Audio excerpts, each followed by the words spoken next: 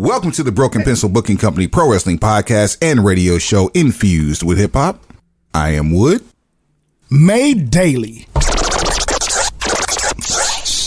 with organic, farm to table, localized, neuralized, sterilized, Scotch guarded for 2020 repellent, available online, shipped via Amazon, not available on Sundays, but now available on thebeastradio.com. Broken Pencil Logic. You stay classy, internet. I'm Suave Burgundy.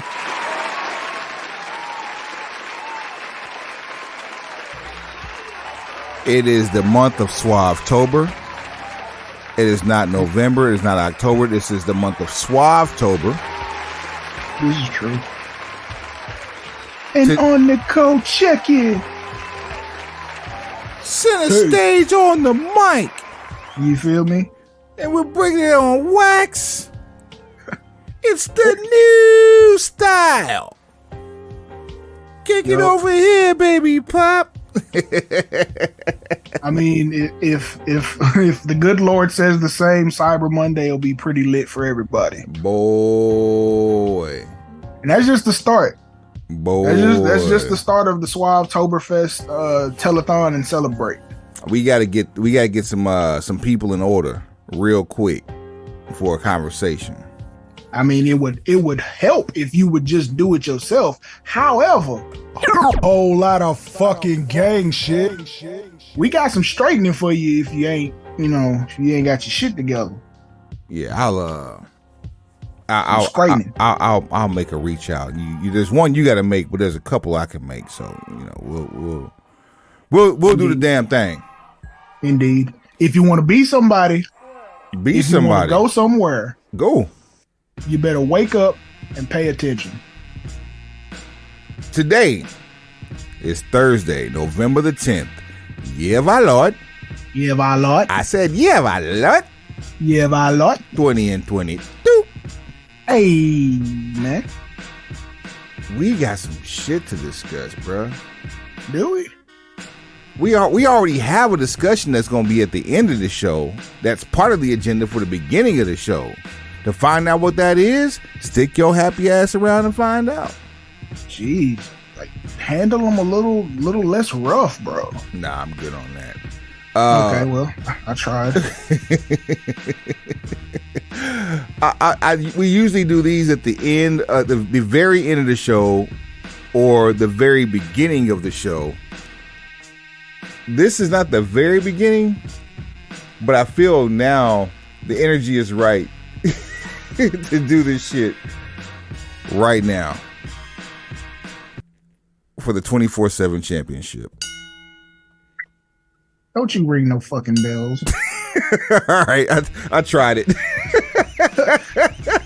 Cut that shit off. Don't you ring not one damn bell for the Nick Jr. Hardcore Championship. Are you fucking kidding me? This ain't even Camp Anawana. No, fuck that. Did they Absolutely not. Did they really try to recreate an Alundra Blaze / Medusa Michelli moment with that 24/7 title, bruh? Nah, it didn't have that much sauce on it, so I won't. No, exactly. That's my point. No, but what I'm saying is you can't even compare the two because Medusa took a championship from one company, showed up on another company's television, and then dropped it in the trash. This particular thing all happened under one roof, so the two are not comparable. I love it. Medusa, you can compare it to Ric Flair showing up with 25 pounds of gold, or just big gold. Just big gold. Yeah, just big gold. Those are comparable. And had Ric Flair thrown that belt in the trash, oh shit. Oh, it would be horrible for everybody involved. Just terrible. However, that's not what happened. Oh, man. It was time for the 24/7 title to go. Ironically, Dana Brooks' displaced outrage might have aided in this. Yeah. You took every fucking joke too personal, and now it's like, okay, you don't want to shut the fuck up? All right, ain't nobody gonna be 24/7 champion. Like they made a parental call on this shit. So okay, since y'all can't get along, you can't share the championship, nobody's gonna be champion. Throw this shit in the trash. Good fucking riddance. Poor R-Truth. The one thing that he had that was going good for him, and actually he had two, but he made the 24/7 title special for a brief moment in time. Even though they only had like a 3-year run, he did what he could do during the time he was involved. Go ahead. That's why we should refer to this title from henceforth and forevermore the R-Truth Invitational.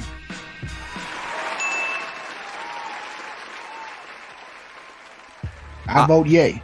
I vote. I vote yay. The yays have it.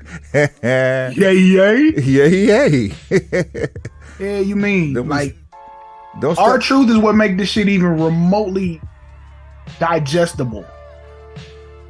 So here's what you can do. When R-Truth comes back from his injury, get well soon, bro. He can pull it out of the trash if need be. I don't want him to go dumpster diving because I have a much higher opinion of R-Truth and Ron Killings. However, if you just want to revive it when he's the one carrying it, you have that option. He could bring it back with just a solid quip. I want him to bring it back, but the title had his face on it. And every title defense, he chooses the stipulation. So if he wants to challenge you to a dance off, and that's how you have to win the belt, fuck it. You got it. It's the R-Truth Invitational. He invited you. If it's tic-tac-toe, tiddlywinks, shooting dice, it's the R-Truth Invitational, and he makes the rules.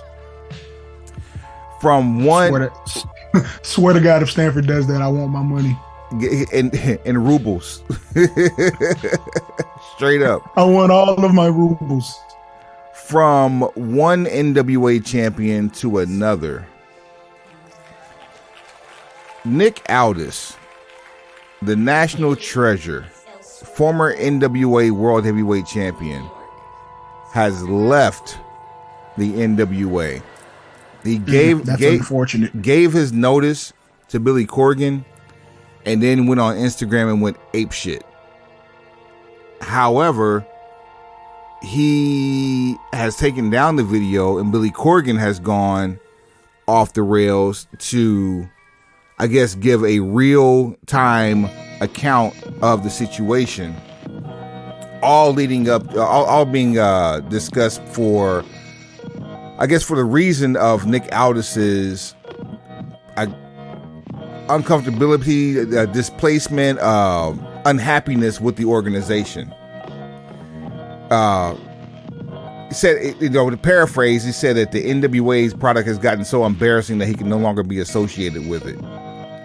And his contract is set to expire in January of 2023. And he was also supposed to be wrestling at a pay-per-view that's taking place on Saturday, November the 12th.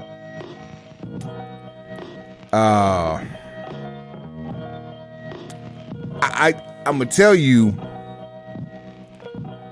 outside of the fact that he went and took Billy Corgan to task over the fact that Mickie James, his wife, was mishandled in the whole women's pay-per-view that NWA had put on as she produced, I have a feeling that the strategic timing of the expiration of this contract will play in very, very heavily in what is being rumored to be another big Royal Rumble in San Antonio this year.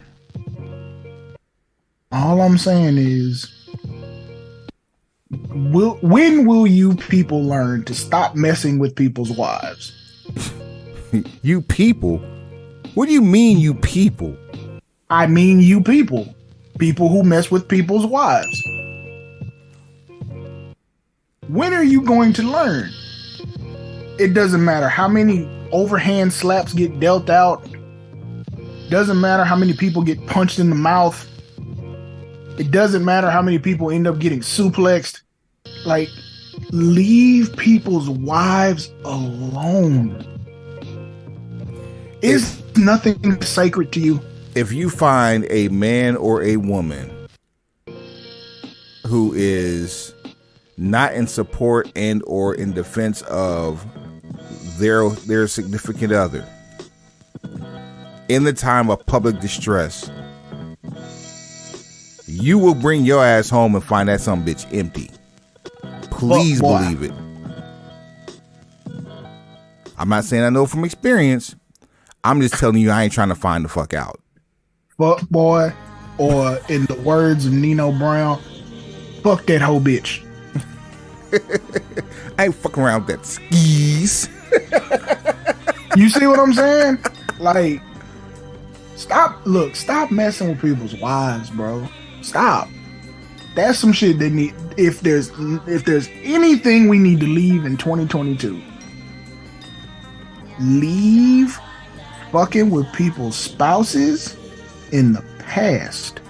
It is not gonna work out for you the way you think. It ain't.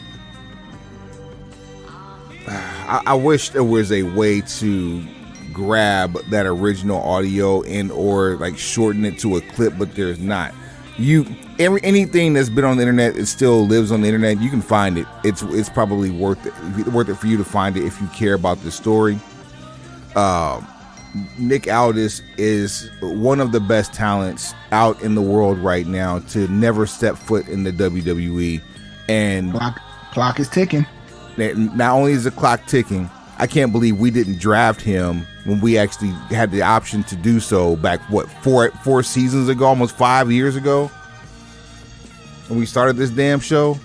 Right. At any rate. I mean, just... Yeah. You're going to have to give him a career makeover, for one. Yeah. He's not going to be able to just be the guy in the suit with title.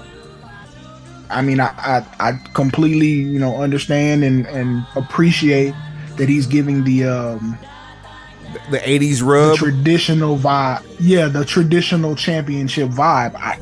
I'm 100% for it.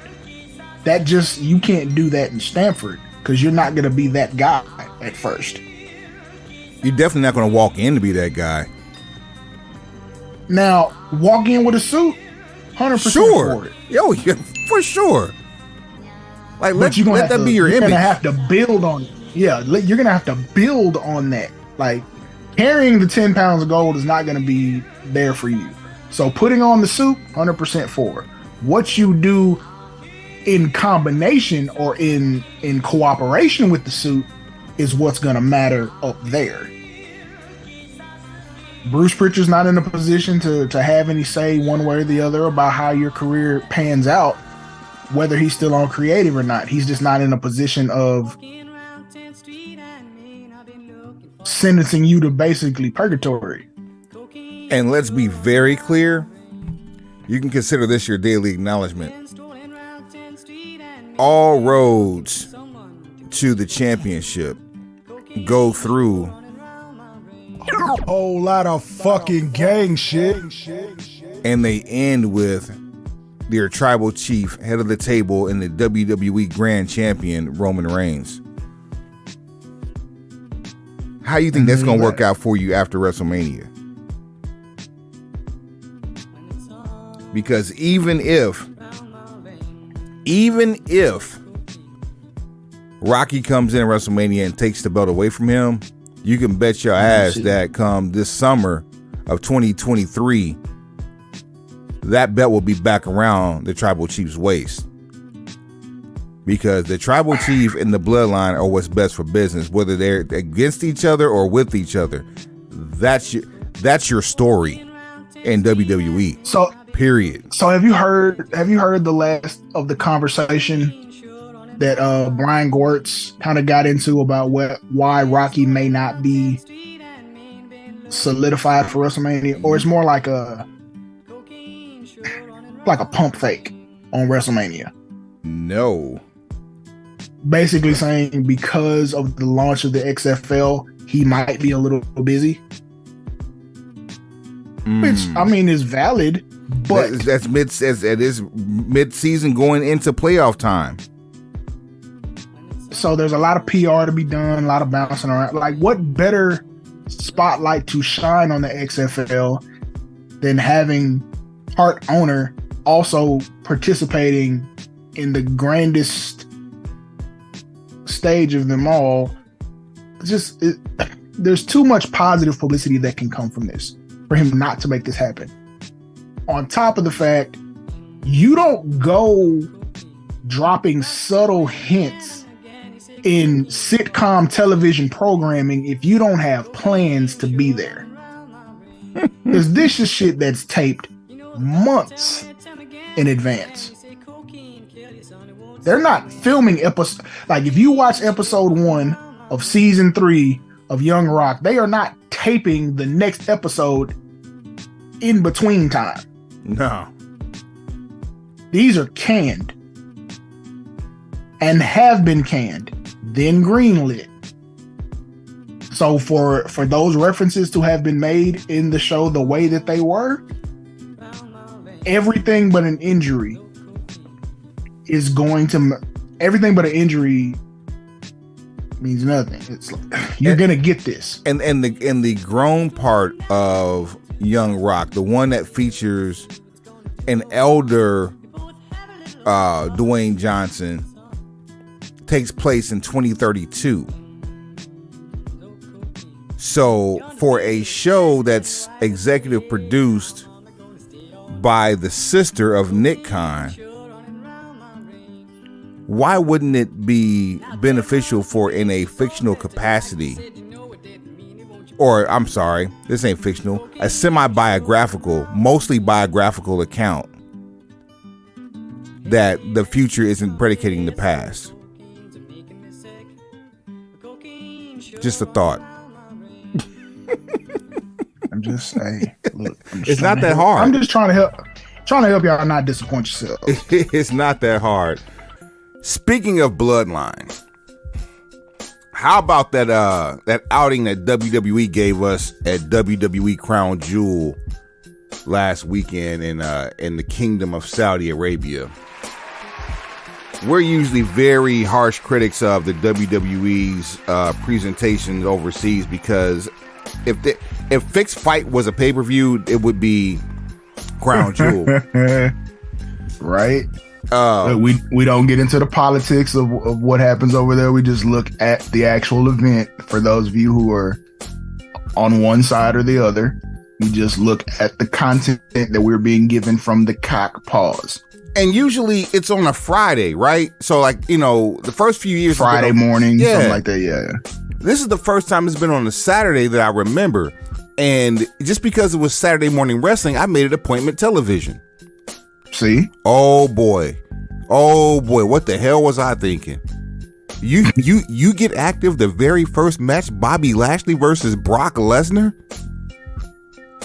Somebody has been paying attention to episodes of the Broken Pencil Booking Company Pro Wrestling Podcast and radio show Infused with Hip Hop. Because for how many episodes upon episodes upon episodes have we said that Brock versus Bobby needed to be a trilogy? This is 2. And the way you did, and the way you set it up, we called it as like Bobby won the first one, Brock ended up getting the win in the second. So now the third, which we would presume would be at WrestleMania, you can go all out. Now you can get the... You think they go 15 minutes? I think that might be a little long. Pause. I think for the track record, for the track record of both of those men, that 15 minutes may go a little bit longer than desired. However, what did they give Goldberg and Brock at Mania 20? I don't remember. I really don't. 33 is a better representation of what they're capable of. Oh, no doubt. And I feel like for both opponents, like Bobby's like light years superior to Goldberg, and Brock and Bobby are both better opponents for each other than they were for Goldberg. That absolutely, and it's more of a realistic, not even a style clash, because it's more like they have the same style. Like Bobby, they're both grapplers. And by the way, this proves my point. Brock Lesnar and by Goldberg at WrestleMania 20 went almost 14 minutes. 14 of the most painful minutes in WrestleMania history. Yep. Because New York wasn't hearing that shit. Yep. So, okay, let me ask a better question. Which would be a better ending to this? A 10-minute car crash, multi-explosion action movie? Or a 15-minute suspense thriller? And this is including entrances. I like the action movie always. The action. I think we got the action movie on at Saudi Arabia. Oh, Bobby certainly brought the action. Bobby took that shit personal. like Bobby really came with the smoke. I love it. I love the fact that we're transitioning. I'm sorry, I have never watched a premium live event, let alone the first match, and gone back and rewatched that match immediately. Bam. Hulk Hogan is a thing. And yes, for those of you who don't know, as long as Bobby is wearing the red and gold, and we're not going to call it red and yellow because, you know what I'm saying, ain't no yellow in my homeboy. Say, red and gold, Bulk Hogan. It is written and so it shall be. I said so it in. Oh, man. What else do we have at Saudi? That was good enough right there. That's how you started. You ended with Logan Paul versus Roman Reigns. Your winner and still, this is again your daily acknowledgement. Tribal Chief, head of the table, and Universal Grand Champ or WWE Grand Champion Roman Reigns. Check this out, man. You have your podcast entourage travel halfway across the damn globe to give you a camera phone or an iPhone. You jump from the top rope, Shawn Michaels style, across to the Arabic announce table through Roman Reigns. And the man got air. The man got undeniable air. And I don't know if that did it, but if it was already done, you just did more damage. But you completely destroyed a knee in the process. From what I've heard and read, I don't know how accurate it is because I haven't, I don't keep up with anything that comes out of that guy's mouth. So, yeah. But it supposedly happened on the Buckshot Lariat bit. You're that errant on a Buckshot Lariat that you executed better than both people who've most recently used the Buckshot Lariat, that you completely you shred every ounce of a knee? I mean, how much other athletic shit have you seen him do besides that? I mean, getting tapped for 10 rounds or however many rounds it was with Floyd Mayweather is just like, hey, I just have to stand up. I have to not fall, which he almost fucked that up. Boy. This is his third match, and that's the most athletic thing he's done in all three matches. It looks smooth, but I mean, shit. All it takes is for you to plant wrong one time, and it's over with. I know that firsthand, boy. Oh man, you know what I'm saying? Like you could, and of course, I'm throwing shots because fuck that guy, but. It really doesn't take much. Like you can hurt, like we've seen the most seasoned ever hurt themselves on some just random shit. So it doesn't surprise me that he blew the nuts, bolts, and screws out of a whole knee doing a Buckshot Lariat. But I mean, we've seen people. We saw Kevin Nash blow his knee out both sides. The quad, bruh. Him and Triple H. Everything from the groin down, just trying to make a tag. It's just, I mean, I don't know what to say, bro. Like, it's unfortunate, but it also guarantees you won't see him anytime soon again. So he might have fucked up a WrestleMania payday because we're in November. Yep. March. There's absolutely no way. There's no way that happens, bro. Because you know what I had him pegged for? Pause. So stupid. What I had him pegged for especially after Saudi Arabia, was, you know how we've been pitching this idea that at some point Sammy's going to end up out of the bloodline, and that Kevin Owens was going to be involved in that somehow. And Sammy and Kevin would then take on the Usos at WrestleMania for the tag titles. And that's how you would finally get the tag titles off of the Usos. What the bigger money was going to be after I saw Saudi Arabia was the Paul brothers versus the Usos. Now, obviously, the Paul brothers are not going to become Universal. They're not going to become double champions the first tag team match out. Actually, I see you and raise you, not the Usos, but Solo Sikoa and Sami Zayn. And I say that because of the face-to-face confrontation that we had with Jake Paul and Solo Sikoa, which is going to lead to a match probably as early as Survivor Series, but I would probably think more so Royal Rumble, because you got 60,000 people that you're going to be in front of. How many matches has Jake Paul had? 0. Exactly. He's been involved. He's been involved in a couple of angles, but he has been involved in 0 matches. We don't give no fucks about that. LeVar Ball's been involved in an angle. We don't give no fucks about that. That'll never happen again. You see what I'm saying? And hell, LeVar Ball's got a cleaner record than the two motherfuckers we talking about. So yeah, mull on that for a second. However, I don't feel comfortable in an environment where we're trying to turn over the largest profit we can of railroading Solo with having to carry Jake Paul. I'm just not comfortable with that. I'm not. I don't have any trepidation about putting Solo in a big money WrestleMania situation. Just not with that guy. You're getting ahead of me here, sir, because the only thing separating Jake Paul from Jeff Hardy in his show up in this particular match was the fact that he didn't emote. I'm gonna say it's a breathalyzer. Oh no, we're not doing that, Suave.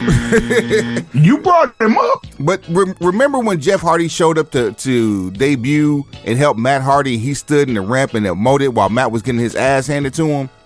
That was a microcosm of what Jeff Hardy has been. Yes. But I'm only using that for a point of reference for Jake Paul, because that's the only thing that Jake did not do. Like, you're going to be there to provide support, but it was the support of like a jock strap or a bra, because he didn't have that man's back. Like, I don't need you to support me by giving me dap. You fucking crazy. If my brother is going to come to support me, the only thing I want to make sure that he doesn't do is have bullets in the gun. Wait, what? Like, this fool came to the ring just to dap his brother up and literally look around for him. We've had this conversation so many times on this episode, and Jeff Hardy was the reason. It's like, no, if I am running towards the fight, it is going to be a cannonball moment. Like, I'm full speed ahead, and then I'm just going to leap into whichever motherfucker I see first. And if you jump and I'm nearby, I'm probably going to push you to give you extra velocity. You see what I'm saying? Like, Otto Vaughn's fucking cannonball, Kevin Owens style cannonball in the corner. That's how I'm coming through. Oh man! Like, who's coach? No, I can't blame producers for that. It's just, you're playing up a little too much of the showmanship aspect. No one in Saudi Arabia cares enough about who you are for you to be trying to, hey guys, look at me. Like, no, just fucking run. Man. Or walk like you have bad intentions and start throwing punches. I will never tout the high praises of either Paul brother in any sport. Nope. There was some great pictures that were made from this event. It's tomato can. Your whole resume is full of either tomato cans, retirement home. What's the word I'm looking for? Occupants. or people who just decided to prop you up for a check. With the exception of the tribal chief, head of the table, and the WWE Grand Champion. Oh, no. Roman completely qualifies as someone who propped you up for a check. Oh, okay. I'm sorry. You did say that. Yes. My bad. Fuck you mean, Sean? my bad, yo. My bad. he done propped that boy well for a check. You understand? He understands me? How about the women in this pay-per-view? Like, oh my God. Yeah. Becky and Bianca. Not Greatness. Becky, I'm sorry. Bailey and Bianca.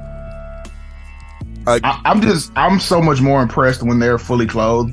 Like, and I know that sounds weird as fuck to come out of a guy's mouth. Doesn't it seem like they're working harder? Creature. Yeah. Like, I don't. Eye candy is not bad at all. But if that's all you have to offer, it's terrible. But that's the part people don't understand. Like that was what was wrong with the whole Divas era. That's how the women's revolution started. It was the fact that you're looking at eye candy and no talent. Like, which what made it forgettable. Like, the outfits are much better. They're head to toe. Literally, all you see is hands and face. That's the only exposed skin you get when you're in Saudi Arabia. But the outfits are more creative. They're more colorful. If you're actually watching for eye candy, you get a better idea about how these women are shaped. On screen, the predecessor for all things diva was Sunny, and she did a good job of having a decent amount of sex appeal while having some talent, because she was, having commentary and was. She did a good job on the mic, and then she also was a great. Well, not say great. She was a decent manager too.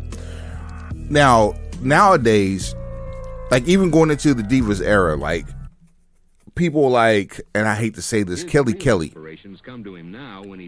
Like, you're all substance and no action. And that was the dichotomy of what a textbook diva was that. And this presentation of fully clothed, very, very well thought out pieces of apparel, like, it gave more value. If you want to get a diva in 2022, leave that to Kayla Braxton, because she's doing a damn good job right now of showing you what that looks like without having to worry about getting in the ring. Bruh, chill. Tell me when I'm wrong. Just pour a tall glass of chill on this one. Add a couple ice cubes for extra chill. I throw it in the freezer for 5. For real. What's the cup they got out that'll slush your shit up for you? Hey, let me find out where that at. For real. I need that today. I believe you. I need that today. I'll do my Googles and see what I can get you real quick. Right on. Who else we had? We had a tag team title match. It was Io Sky and Dakota Kai versus Kai and Sky. Basically. Everybody just chill.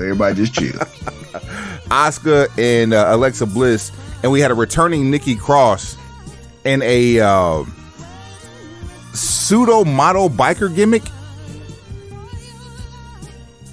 I don't get it. I guess she's part of Damage Control now, but winners WWE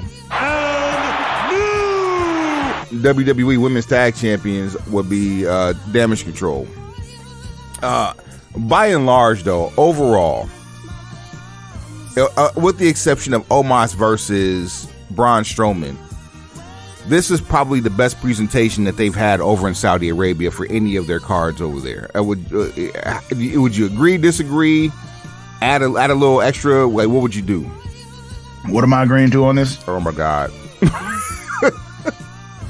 The card this year at Crown Fool was among the better, if not the better card, the best card that they've had presentation wise at Crown Jewel for Saudi Arabia. Possibly execution wise, but the way you started off in saying Saturday morning wrestling made it appointment television. That's number one. Because there's a long-standing history with Saturday morning wrestling, at least for us, especially with WWE. Right. So there's one. Then, if nothing else, 2 matches on that card you absolutely had to see because you absolutely wanted to see what happened. So you 100% wanted to see what happened with Bobby and Brock. And you got... And you damn sure weren't expecting it to go first, but you got it. Go ahead, though. I mean, what's the rule? If you're not last, you first. Facts. So, especially like this is supposed to basically be happening in a potential active war zone. So Brock was halfway home before the thing even ended. So you feel me? Before Roman even made his entrance, Brock was already back in a different time zone. Oh man! But and then also you wanted to see how they were gonna prop Logan Paul up against Roman because you knew it wasn't going. If it wasn't going first, it wasn't going to be a squash, which I would have 100% been okay with. I'd have been okay with him getting absolutely dog walked. Yeah, that should have been the move. I mean, we got entertainment, but I would much rather have seen a dog walk. Like I would have loved to see Roman gain some weight. Like I'm great white hype. This was perfect, especially in Saudi Arabia. Only thing you needed was the Sultan. Damn, that's exactly what it was. The Sultan was Heyman. I'm talking about with the turban too. With that, that would not have happened. No, not with what's been going on lately. He could not go over there and do that at all. He couldn't be over here and do that. Meanwhile, the fans of Saudi Arabia who understand what's happening were cheering for Sami Zayn. Let that sit for a second. And if you don't know what I'm talking about, you need to do some research. Please. There were two notable absences from the role. One of which will never be back. Neither of them will ever go back. There's a higher chance for Sammy versus the other. We know for a fact there is no chance in hell for the other. Sammy ain't never been to one. And ain't never talked about wanting to go to one, and his convictions are quite firm. Ain't neither one of them ever going. Now, if you just want to say one is 100% and one's 99.5%, sure, great. It's still pretty, if you round up, carry the one. Both high as fuck, shot. You ain't finna see not now one of them over there at all. Yeah, overall great. I definitely get this. This is like I don't even grade pay-per-views. So this is a definite A. Like I said, the only thing I could have done with that was Braun Strowman versus Omos, and I understood why that happened, but it wasn't necessary. Wait, so was this an A for Crown Fool lineage, or just A as a pay-per-view? Period. For me, period. Like if you look at the card, Because I actually was entertained by the entire card minus the Omos match. Like I'm over the Brock and Bobby, greatness. Damage Control versus Alexa and Asuka. Maybe it was because they were clothed, but it was an entertaining match. Drew versus Karrion Kross. To me, for a cage match, that was funny, and you can't do blood over there. So I mean, they did the best thing they could do with what they had. Judgment Day versus the OC. I really like that as a 6-man. The Usos versus the Brawling Brutes. I like that match. Bayley versus Bianca. I can't say enough about that one. And then Roman versus Logan Paul. The only reason why we don't even like to talk about that match is because it involves the Paul brother. But that still went on 25 minutes. That's about 20 minutes too long. But okay. But man, can you imagine 25 minutes with a pudgy Roman Reigns beating the dog shit and sweating, like getting blown up in 2 minutes? Can you imagine that? Dog walking your ass. No selling. No selling everything with a microphone in his hand. Just narrating the whole damn match. Just nothing but rear chin locks and cross faces. I'm here for that. Rest holds. Yeah, number rest holds and pistol whipping. I'm here for all that. This is what you've earned. Pay your penance. Oh man, I'd have been totally okay with that. It's never too late to bring this back. Just listen to us. Yo, but then on Monday Night Raw, we got quite arguably the worst Money in the Bank cash-in ever. On it's not this guy's fault. On Seth Rollins. This is I never liked main roster Austin Theory. That you can go back and listen to the episodes.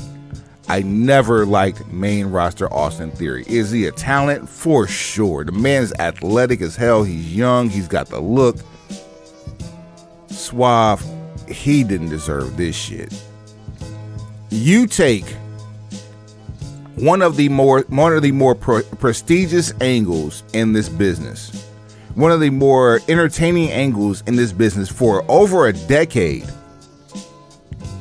and bastardize it to a secondary championship that you're trying to rise up to be a primary championship, a championship that does not even have original WWE lineage. And make this man cash in a championship opportunity for a belt that he lost 2 champions ago to get back, only to lose and fall further into the abyss that is his character direction. Please help me make it make sense. I can't, because there's no sense to be made of it. And there is a large contingency of wrestling fans on the internet who feel like Austin Theory is better off without Money in the Bank briefcase. I don't understand how you could make that assumption, saying that it frees you up for other stuff. Like, no, it doesn't. It frees you up to be looked at as a loser. Like, Braun Breaker has absolutely no competition in NXT. Why not go beat him over the damn head and take his belt? Nah, dead ass. I would rather you try to cash in post main event of WrestleMania and come up short. Boy! And then start your build the next day, and it's basically your 1 year rise back to power. If you tell me that happened, sure. But you tell me that Austin Theory cashes in on a random Monday night against the United States champion when he literally has 8 months or so left to make a decision. Like, you could have just sat on the case for another 8 months and not had to make a move. And then here's the other part I would hear where people were like, well, what if they bring back Money in the Bank at WrestleMania? Okay, fine. So then here becomes that situation. I'd put Austin Theory in that match. So now you have a 2-way go. You could have Austin Theory have both cases, and now he can just run around and start collecting titles. Then you can use one on the United States Championship, since you hate Seth so much. Or here's an idea. Well, no, hold that part. Say someone else wins it. Pick another person. Johnny Gargano. Someone you're not too fond of these days. Go ahead. I mean, yeah, I've seen the edge of the cliff. So, say Johnny Gargano's the other Mr. Money in the Bank, and now they're feuding over, who's going to get the cash in first. Basically, they're foiling each other's cash in attempts. So now they both have something to do, to the point that they just get so tired of each other, they decide to have a match that says winner take all. I see you and raise you.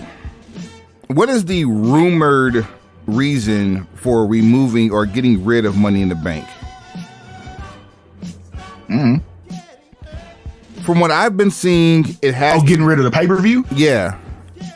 Because they're going to bring it back for WrestleMania. Well, bring it back for WrestleMania, but also word is they're bringing back King of the Ring as a staple. Something that Triple H has been wanting to do, apparently. Which is my other only saving grace for him. This is the only way you're going to be able to rehabilitate this kid. How about you take the Money in the Bank winner and the King of the Ring winner, and you put them in a match, I don't know, Survivor Series, Great American Bash, something other than something other than Royal Rumble or WrestleMania. You put them in a match, and then that person is a winner take all, King of the Ring and Money in the Bank holder.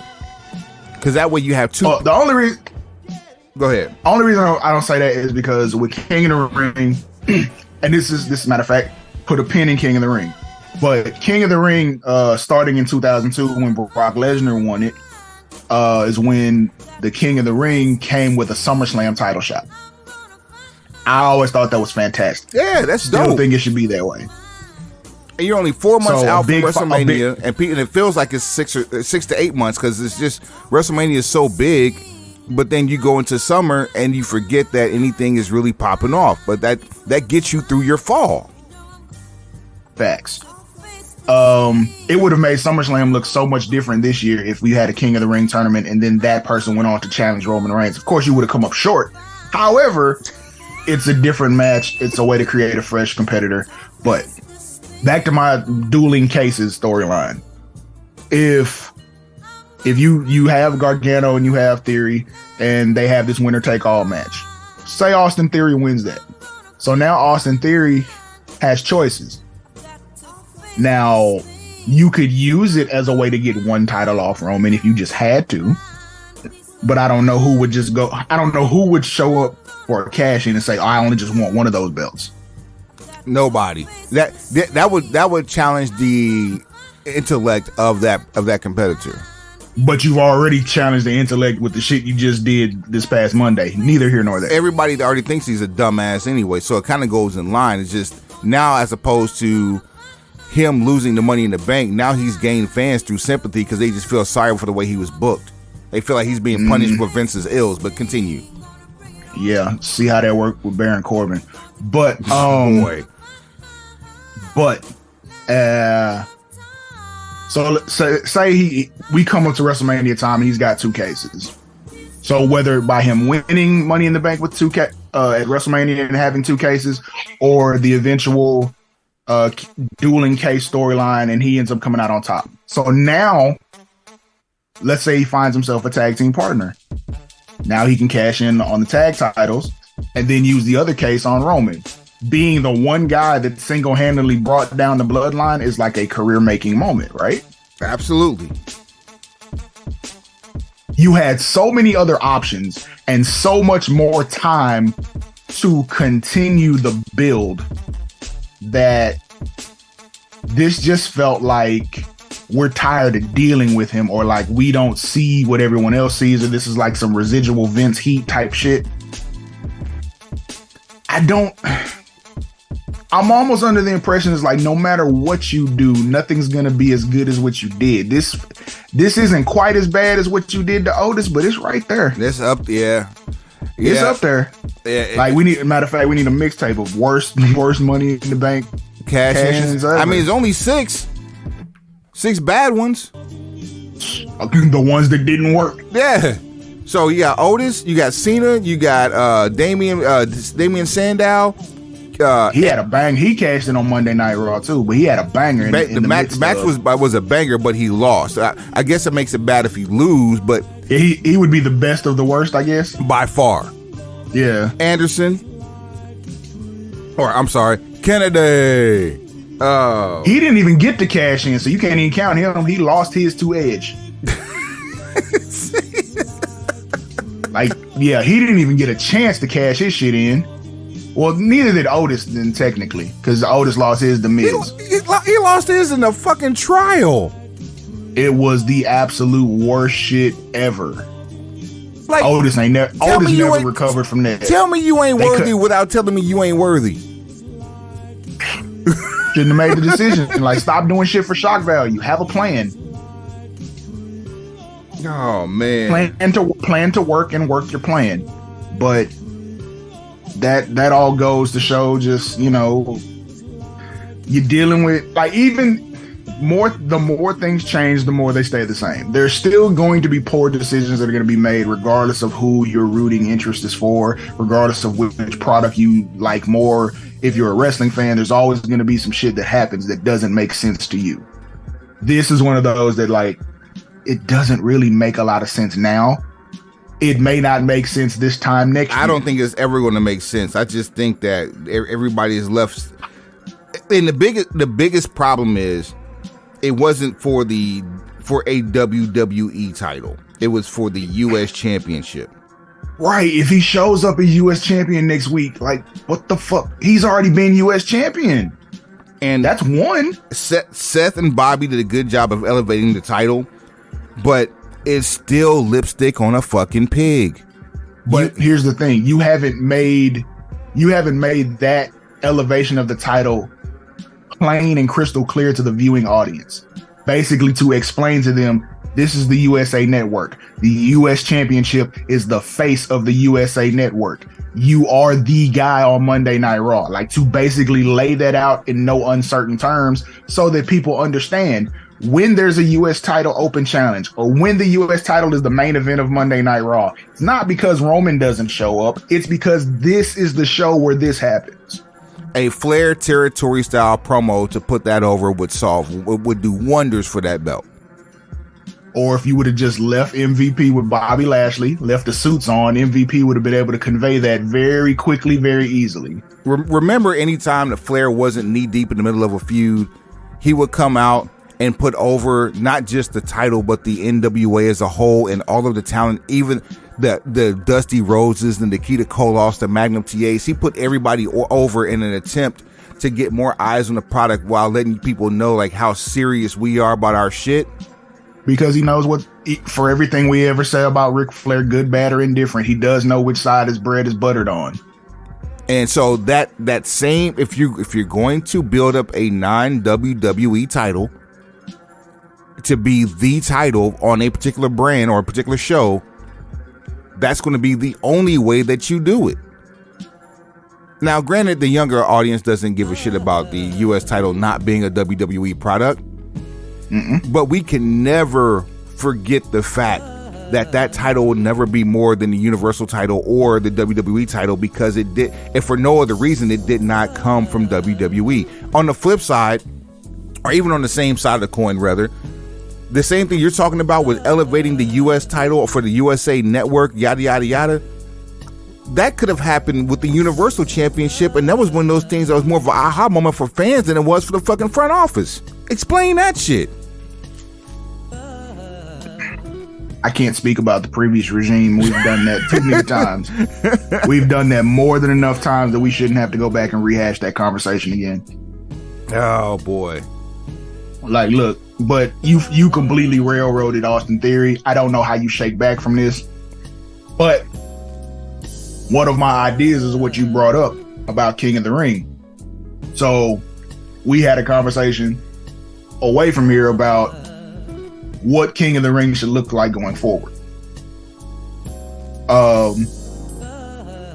Apparently Uncle Trips wants to go back to more of the 80s format, which I think that might be a misquote by the site that put it out there, but basically one night tournament.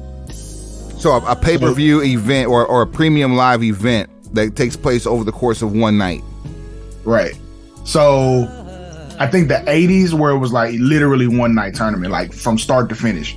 Whereas in the early 90s into the mid 90s, it became qualifiers on Raw to where you would get to the actual pay-per-view and you had to win 4 matches in a night. And then as we got further into the 2000s, then it would end up being, I think you had to win 2 matches, maybe 3 at most. I think the most was 2 in one night. Something like that. And then, okay, it was 2, and then Kurt Angle ended up having an extra match with Shane McMahon, so he would have had to win 3 just over the course of the night, but 2 of them only counted as King of the Ring. Right. I wouldn't be against format. I wouldn't be against having to win 4 matches in a night, just because I like the King of the Ring format. The conditioning was different back then too. I would like to see, for safety reasons. It's about who you put in the tournament, though. Yeah, exactly.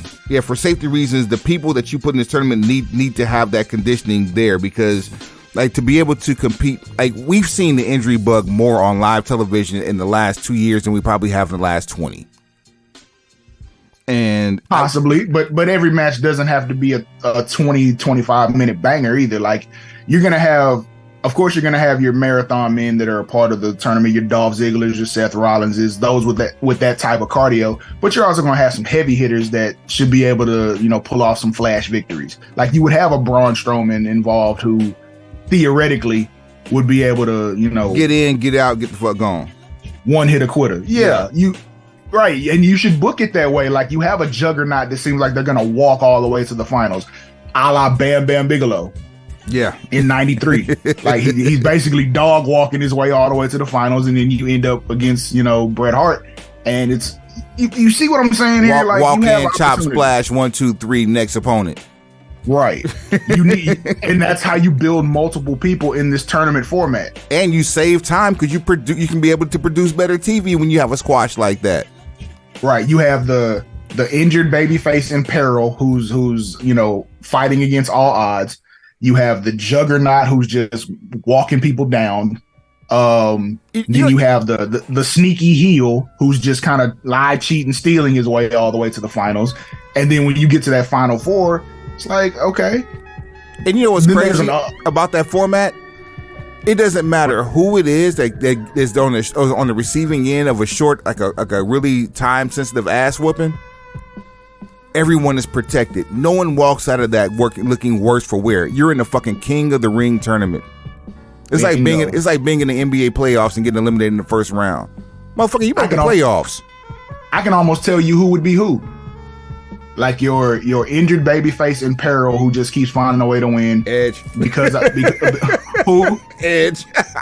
No, we're not doing that. Okay, you can have Edge as the sob story. He's the Jake Roberts of the tournament because he's the old guy. He can be Jake Roberts in 96, so you have that guy. I was thinking more because it's Triple H's golden child, Johnny Gargano. Austin Theory's your sneaky heel who's lying, cheating, stealing his way all the way through. I don't know how much longer we got of that, but truth be told, so before I ring the buzzer on this one, well, the bell rather. Actually, let me go ahead and do it now. The same direction that the Brawling Brutes and Sheamus are taking, where they haven't changed a thing, but the fans are getting behind them, that should be Austin Theory, especially after this shit on Monday night.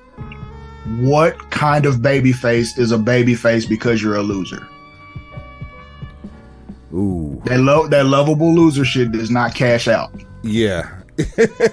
So I would much rather people like double down on just being on his ass as a heel. Like, you know how like after a heel taps out, the crowd will chant him, you tapped out for a couple of weeks. Right. I would rather see them double down like that as opposed to like, oh, he's our guy now because he lost. The lovable loser shit is literally what got Gargano over. Right. You see how that worked out? It hasn't. Exactly. Allow me to go on record on here because I've said it other places. Gargano without Ciampa is mid.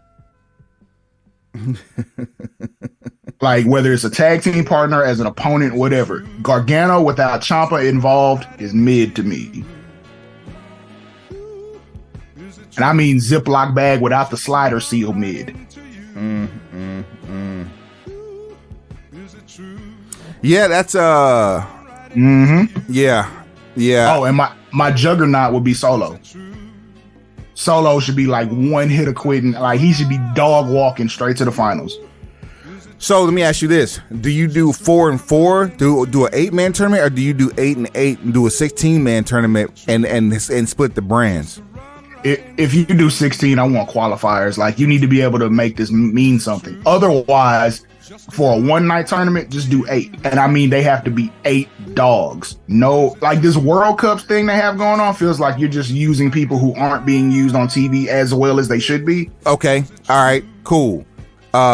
This ain't even on the agenda. Impromptu mixtape. Let's build a King of the Ring right now. We got Solo and Austin Theory. Those are two. They're 2 automatic buys into the tournament. We need 6 more. All right, hold on. Let me look at this roster. See who I really want versus just picking a name. Well, no. So we know those 2 because for the reason that you just explained. You need somebody that's going to be a whole dog, and you also need somebody that's where the lovable loser shit ain't working. You got to rebuild this man. So there's 2 right there. 2 viable cases. Gunther. Walter. Even with the belt? Yep.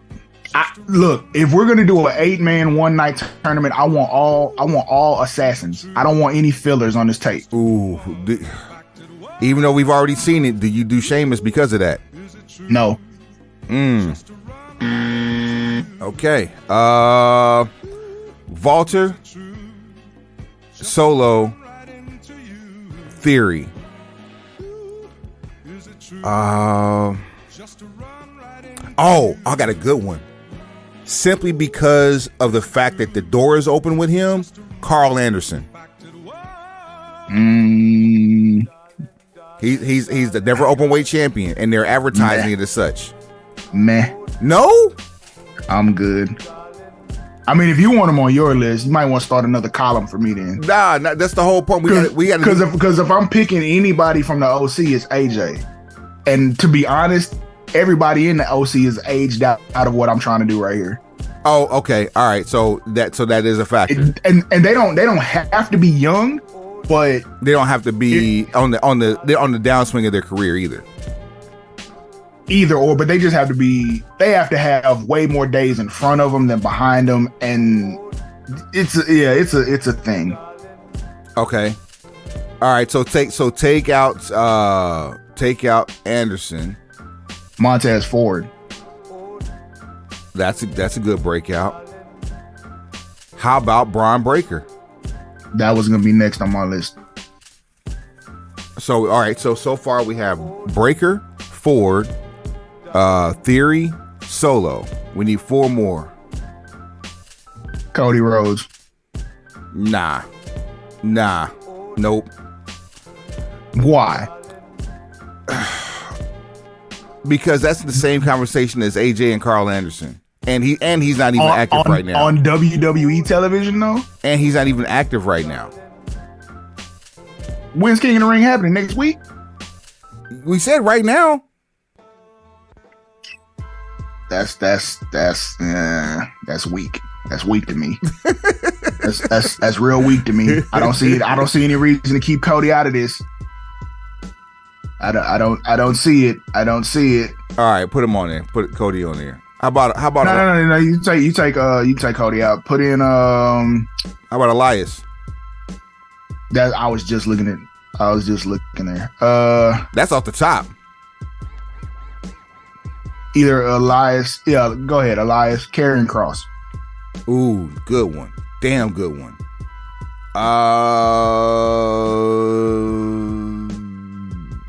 Shit, we ain't seen KO in a minute and he ain't hurt. Put KO. Are we sure? Are we sure he's not hurt? No, we're not. But we haven't seen him in a minute. I mean, this is true. I'll take it. And how many is that? All right. KO, Karrion, Theory, Solo, Braun Breaker, Walter. 6-piece fried hard. Mm-hmm. I'm scrolling. Write this name off to the side. LA Knight. I just thought about that. Did you already put Tez on there, right? Oh yeah, so Tez, Montez Ford. Wait. Here you go. Tournament and you build a story. You put Ford and Dawkins. There's your 8. No. Nope. If you're gonna build a story like that, then you need Tez and Dawkins to meet in a qualifier, and then Dawkins to accompany Tez to the ring throughout the whole tournament. I was thinking about a semi, but okay, that works too.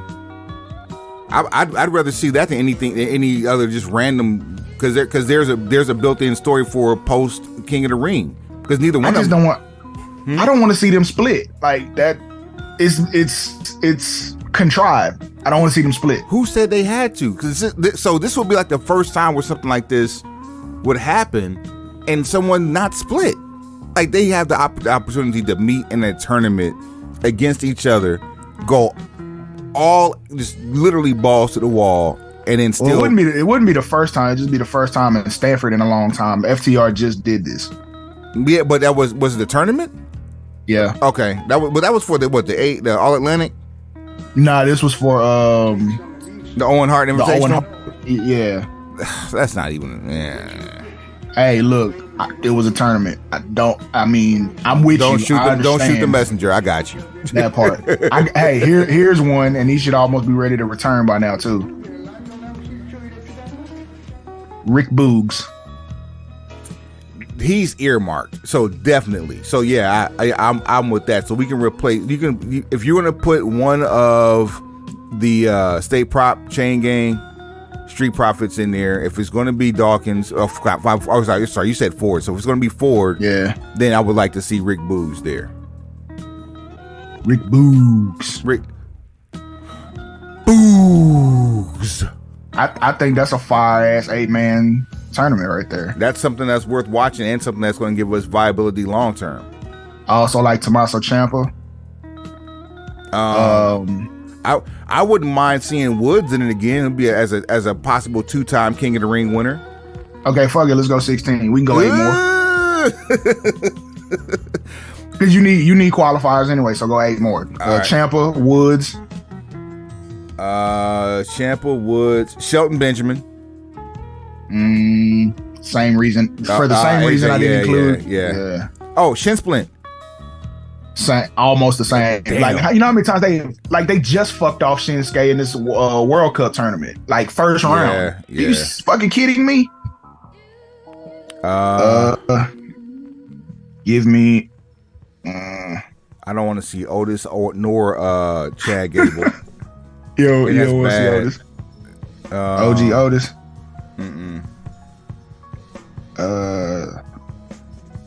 Scroll. I'm over Riddle for a while. You can bring in LA Knight now. Cool.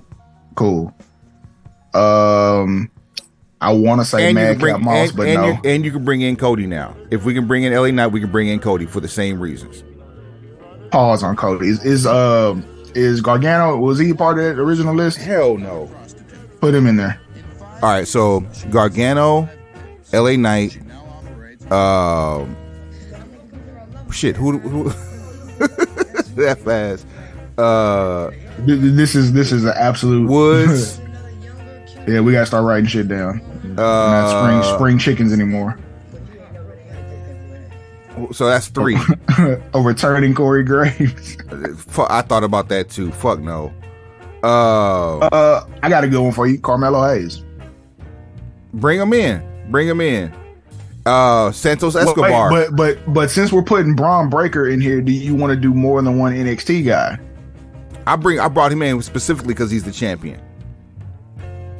Then I think he should be the lone standout. Right. From NXT. Right. That's exactly. I'm with you. How about Santos Escobar? I don't feel one way or the other. So, I mean, if we just end up with a spot that needs to be filled, that's cool. I don't know. Maybe I'm putting too much stock in him as. Oh shit! Replace Escobar. Put Madcap Moss in. Fuck that. Put Damian Priest in. Ooh. Okay. Priest. Now you can go back and put Elias in. All right. So that's 6. We need 2 more. All right. Scrolling and looking who deserves an opportunity. I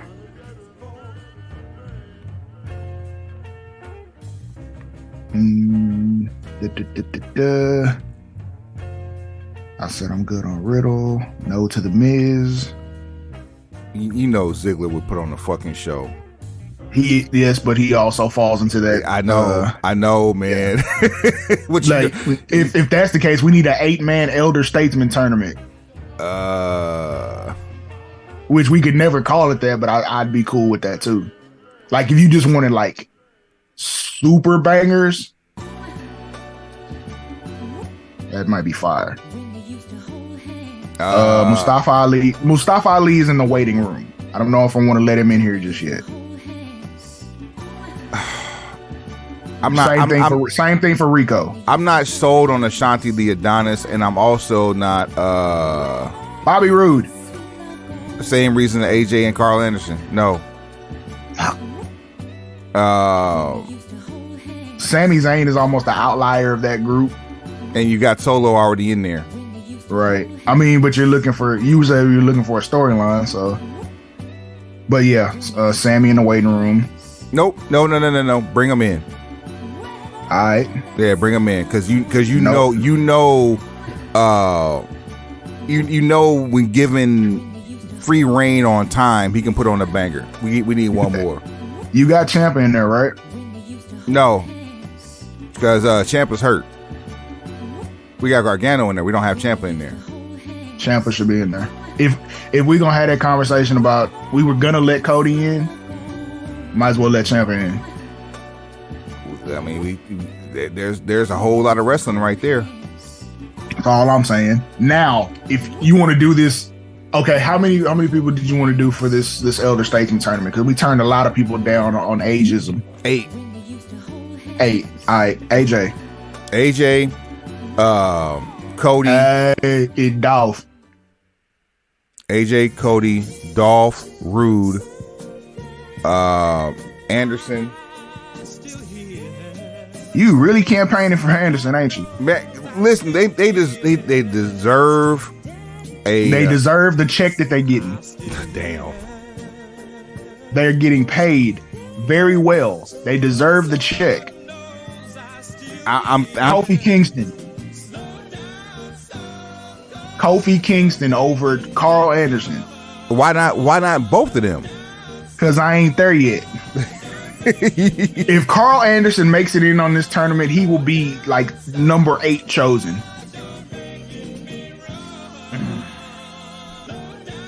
Shelton Benjamin. One more. We got the 8 already? Well, we got 7? Mm-hmm. Who we got? So Dolph, Bobby, AJ, Cody,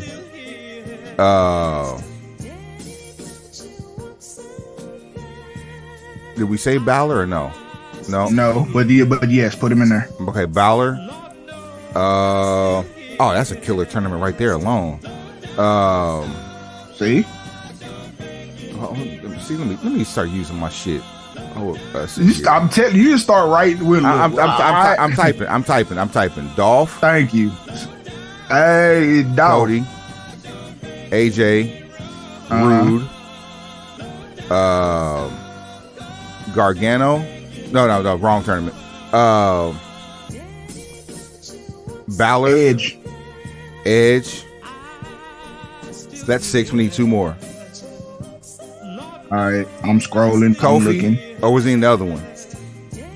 Did I put Kofi on there? We'll put Kofi in this one. Yep. Yeah, Kofi's on this one. So that's what, 7? That's 7. Ooh.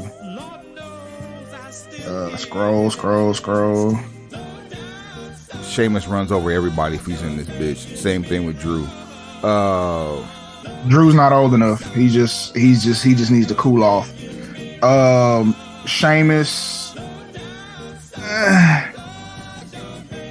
I'm good on him. Shelton Benjamin, that's who it was. Oh, so we already got 8. Yeah, that's 8 there now. Yep. So told you Carl Anderson was not gonna make it. Yeah, Dolph, Cody, AJ, Balor, Rude, Edge, and Shelty B. And Kofi. Yes, sir. You know who could have been in this tournament? Dog walked everybody for real. Who that? Randall Keith. Yeah, I didn't, injury. That's why his name. I've been purposely staying away from his name on this show. You know how we were disrespectful? We didn't put Rey Mysterio in there either. So who can we kick out to put Rey in? All right, hold on. Let's see. We can kick out. Rude is the first person that comes to mind. Although I know he'll put up classic matches, he's the first person that comes to mind for this tournament. He is the odd man out of this tournament. I feel like Bobby Roode has not had enough opportunities like this. He's one of those, like, if you just let him put on strong matches, he's going to get over by the end of the tournament just because his work is so solid. Okay, once again, okay. Take out Edge because he doesn't give a fuck. He's already a Hall of Famer. All right. I'm about to say, because like you put that name against Dolph, Cody, AJ, Bobby, Finn, Kofi, and Shelton Benjamin, any one of them is getting disrespected. You take Wait, them out. Bobby who? Oh, Rude. Yeah. Rude. I thought you were talking about Lashley. No. Edge fits because he's the former King of the Ring winner out of that whole group. Well, him and Woods. Wait, Woods is in the new tournament. He's in the new tournament. Yep. Okay. Edge is the outlier. I will say that. Resume wise and everything, he is the outlier. And I guess him and Ray can kind of occupy the same space. Like, Edge is older than the rest of the field, even though it's not by much, but he's seen as older because he competed in a different era. Whereas Ray seems like he doesn't fucking age. Right.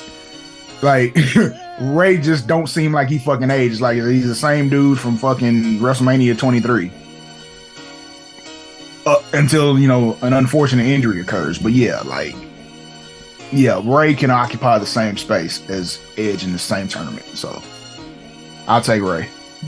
Right on. All right.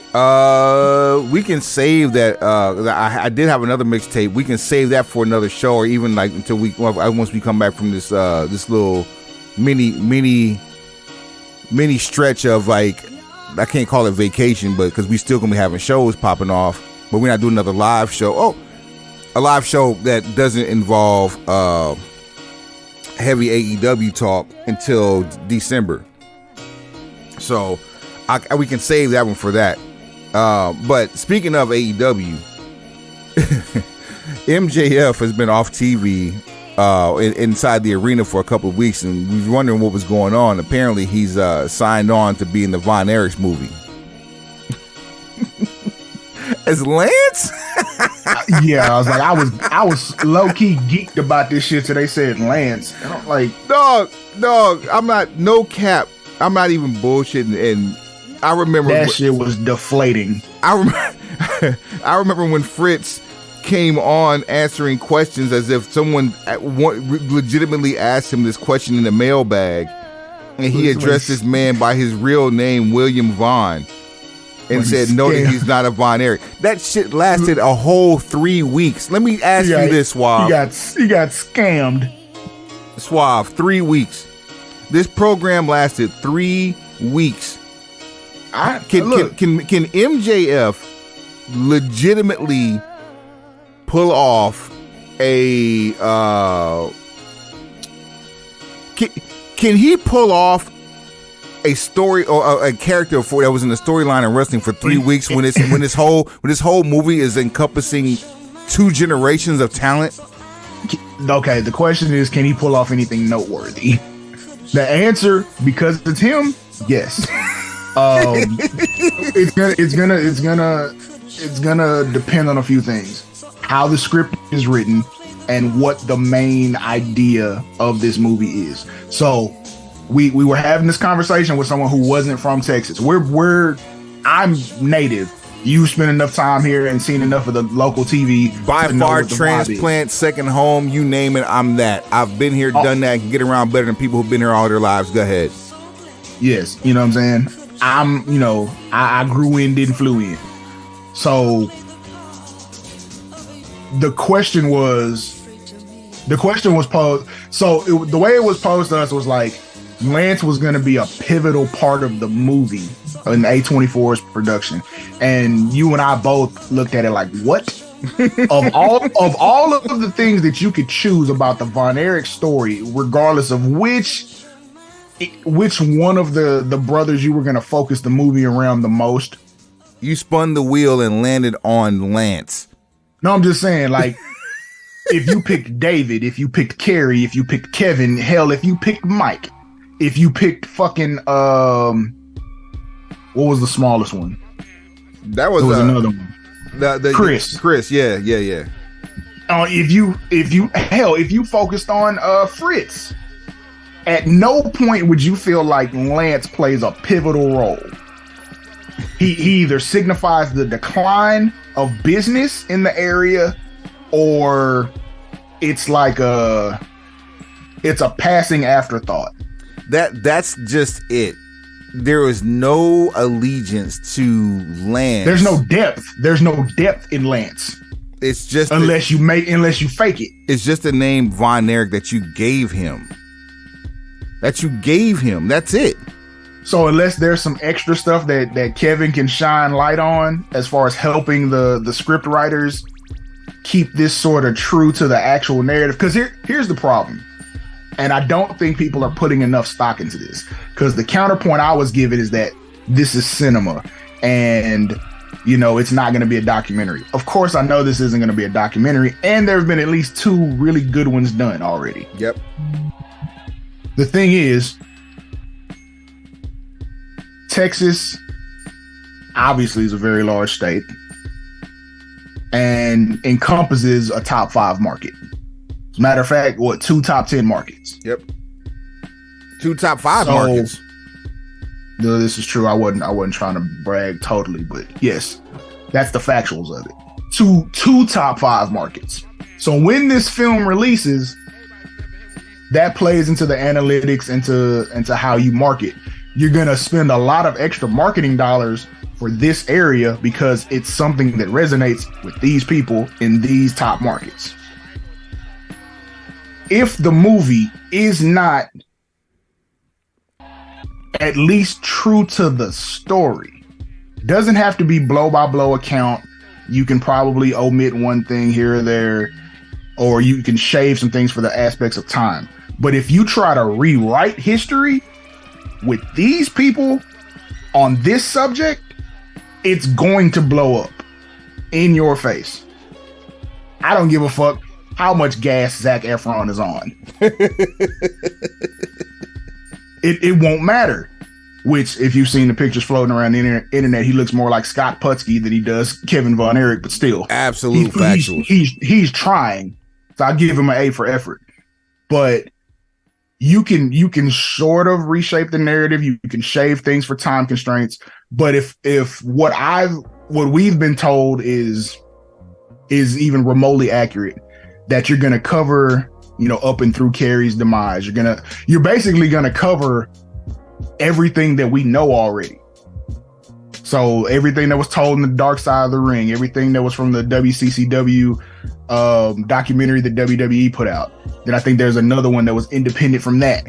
So I think they were both called the Heroes of World Class, the independent one and the one that WWE put out. The independent one, if anyone out there in Pencil Pusher land has that one, has access to it, please hit us up. Show at brokenpencilbc.com. You're talking to him. Wait a minute, hold on. You have the independent one? Yep. Let's talk off deck, man.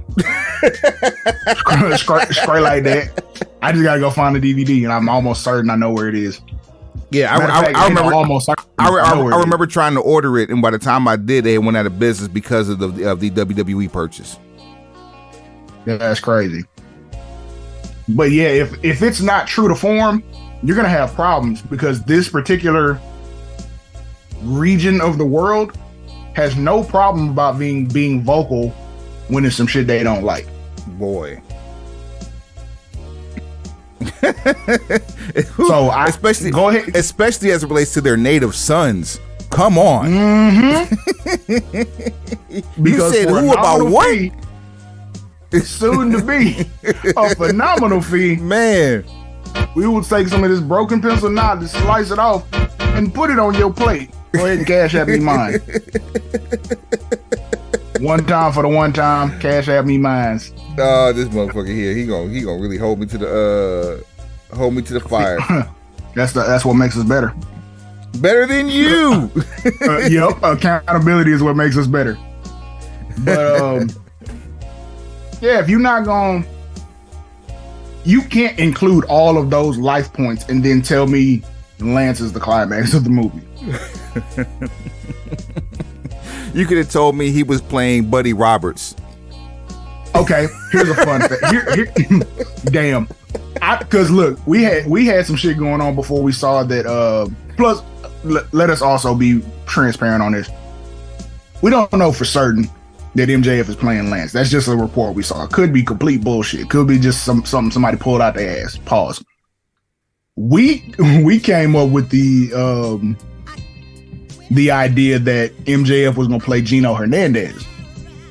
Boy.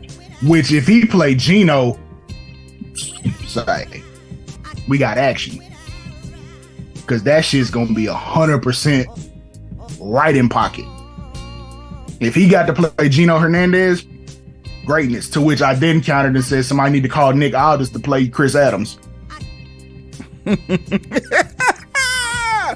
Yo, can you imagine? Oh man, especially now with the attitude that he has, it would not be hard at all. That would not be hard at all. Oh man.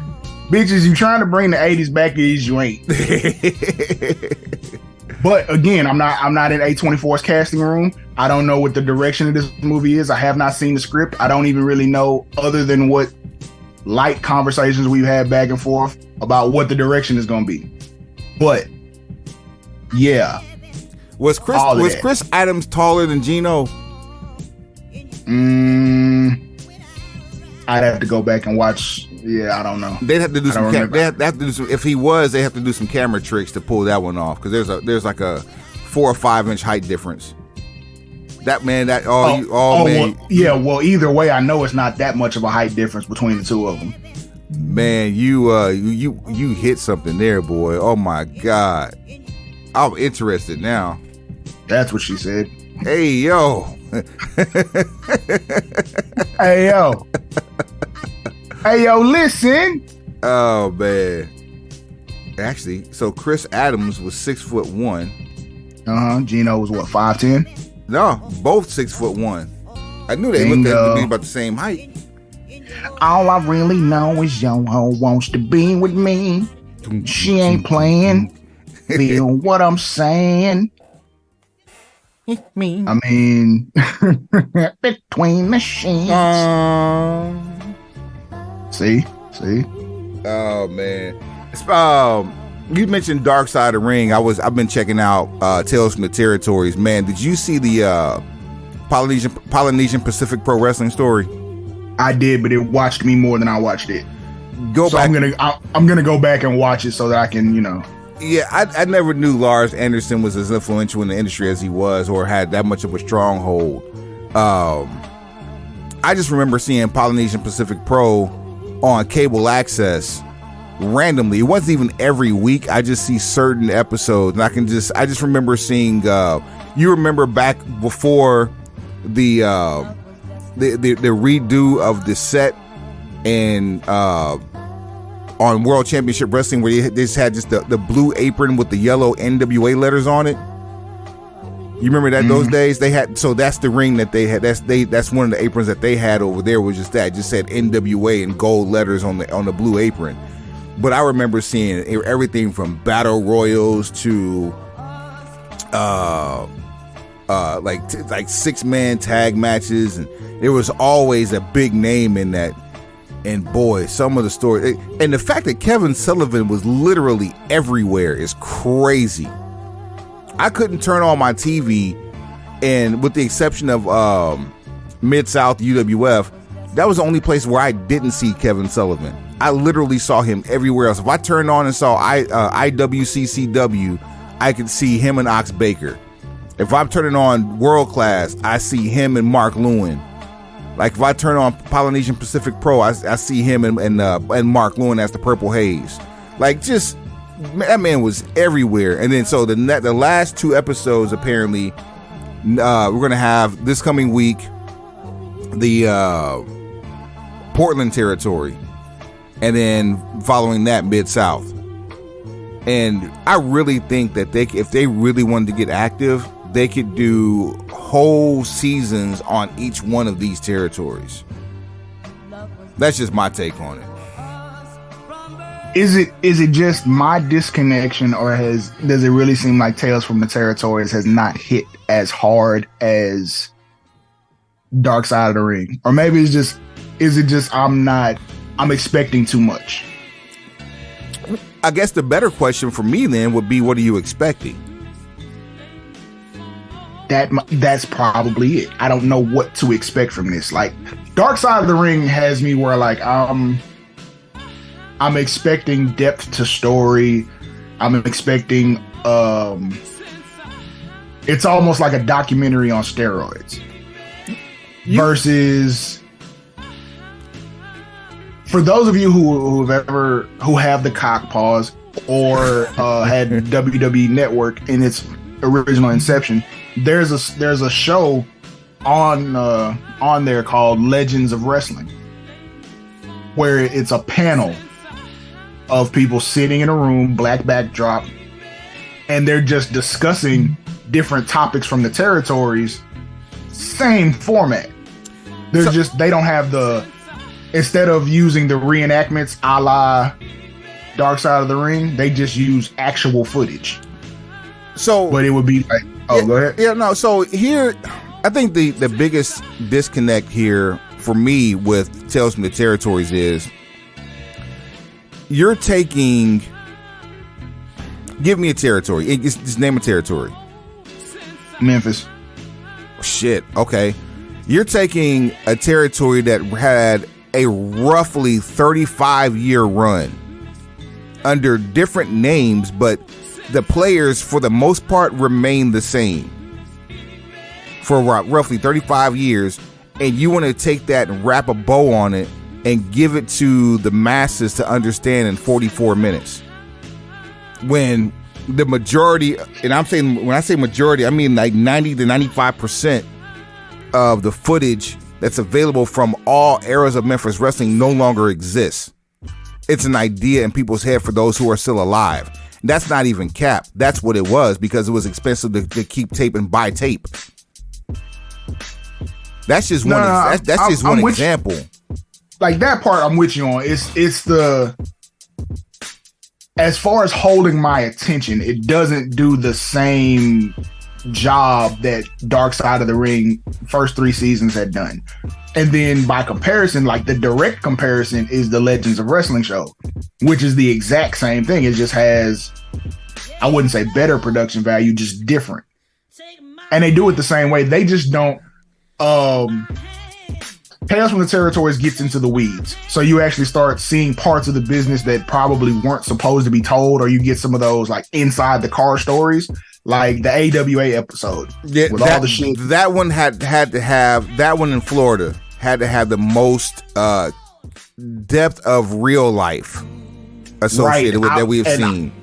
For season 1, I would want more of those. I would want more of the AWA Florida Championship Wrestling, even the Memphis story.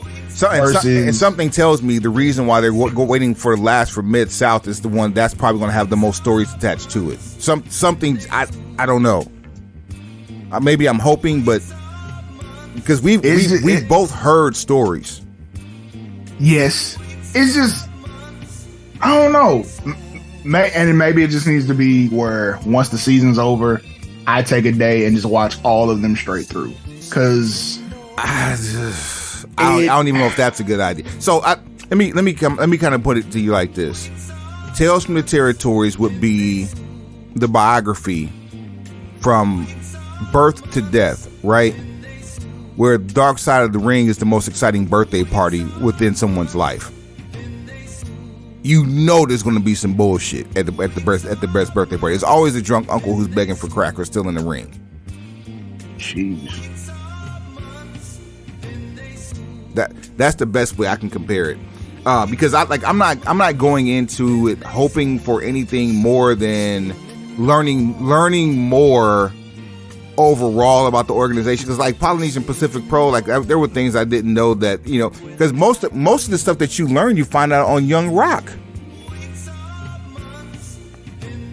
And that episode gave you a little bit more to the background of the business workings of it, because there was some shit in that one. But just for the fact that you're giving like a handful of stories, you can't tell me that there aren't that many hundreds more, especially from those who are still alive. Oh no, 100%. I'm not saying that you can't have seasons upon seasons of this. I'm just like, okay. Remember when Vice had this huge rush on wrestling content and we were watching it all at one time? There was Of course, there's season 1 of Dark Side of the Ring. Then there was the Wrestlers. And I think there was like one other show. MLW was on there too. And but there was another like documentary style show. That's the one. That wasn't the Wrestlers. That was the Wrestlers the one that had Darby Allin on it? Yes. So then you're right. There was another one. And it was more focused on Backyard than MLW and Evolve. Yeah. I know. I know what you're talking about. And I don't have Vice's app right in front of me to just. But yes, and by the time you got so far into watching Dark Side of the Ring, the other two shows started to pale in comparison. It's like that. Yeah. That's exactly what it is. Like, Tales from the Territories is not bad. It just pales in comparison to Dark Side of the Ring because of how well that's done. Yeah, and with the same team involved, but right, that's crazy. And then you also have and that's before I even start thinking about how I feel about the people who are sitting around the table half the time. Right, and then you have the money that's involved with The Rock. Like, that's what makes me want to support it. But I'm like, I also look at the table and I'm like, I know it's some sketchy motherfuckers sitting at this table. Every episode, there's at least one person at the table that I know for a fact is sketchy as fuck. It's a lot going on at one time. Yeah, and I named them. Henceforth, why I did not go back and name them again. Yeah, there's always a super sketchy motherfucker involved in here somewhere, and it's like, yeah, because when you're everywhere. when you're everywhere, I'm everywhere. You ain't never there. Oh man, that's says a lot, don't it? Yeah, it says a lot and says everything. Last but not least, actually, well, we already said it. We ain't going back to do that shit. Fuck it. Show at brokenpistolbc.com, brokenpistolbc@gmail.com. That's at brokenpistolbc on all things social. At brokenpistolbc on what? Everything. Countdown to 200 is on. Suave, take us to the house. Pencil pushers. Heads up. You motherfucker, you just sent me this Pencils shit. Down. I had that shit pulled up like 20 minutes ago, and I just sent it. As we close the show, this is amazing. I told you it existed, and I found you the cheapest one. Is this a T? No, that's not a T file, but still, like, so that's give me, hold on.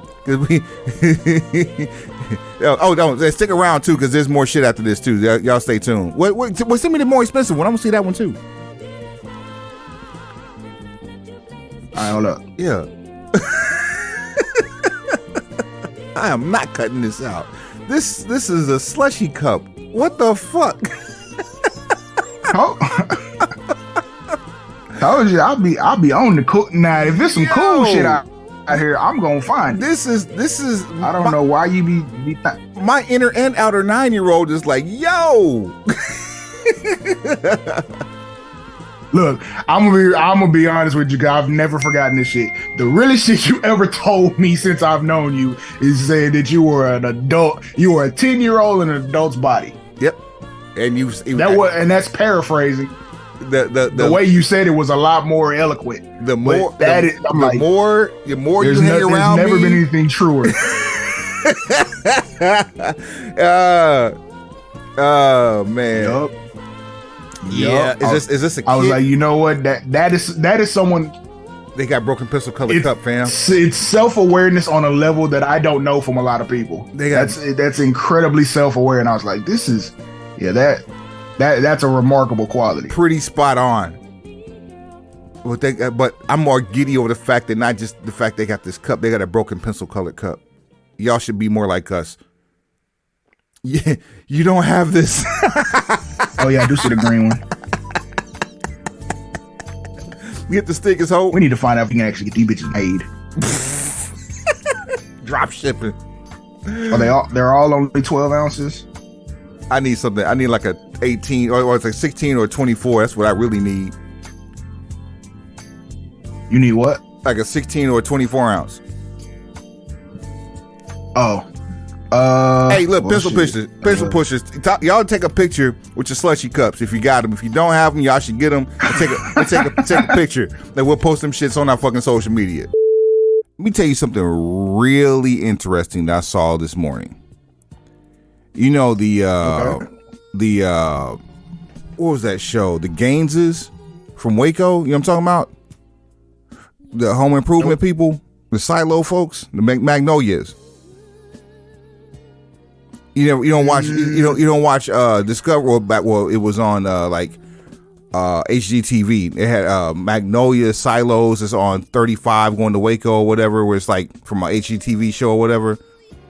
I'm sure I've seen it in passing. Okay, so there's this chick. She looks Asian, and she probably might be, and her husband's white, but their last name is Gaines. But anyway, they did like a 5-year deal on HGTV, and then took their talents to Discovery Plus. They were one of the first shows, or one of the first people to get shows on Discovery Plus. They had like 2 or 3 shows on Discovery Plus.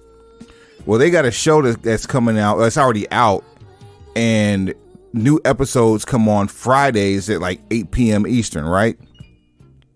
Mm-hmm. They stream on both HBO Max and Discovery Plus in real time. Mm-hmm.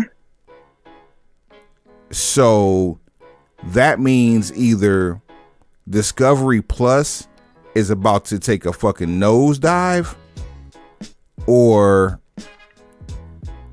all the content with and that Discovery Warner umbrella, or Warner Discovery, however the fuck the name goes, is about to be interchangeable, similar to TBS and TNT. I would guess interchangeable. Like, okay.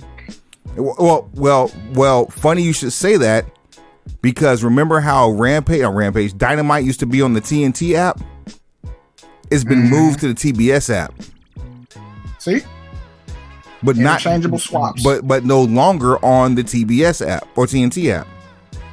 I mean, I don't know what to tell you. Can you find Rampage on the TNT app? Yep.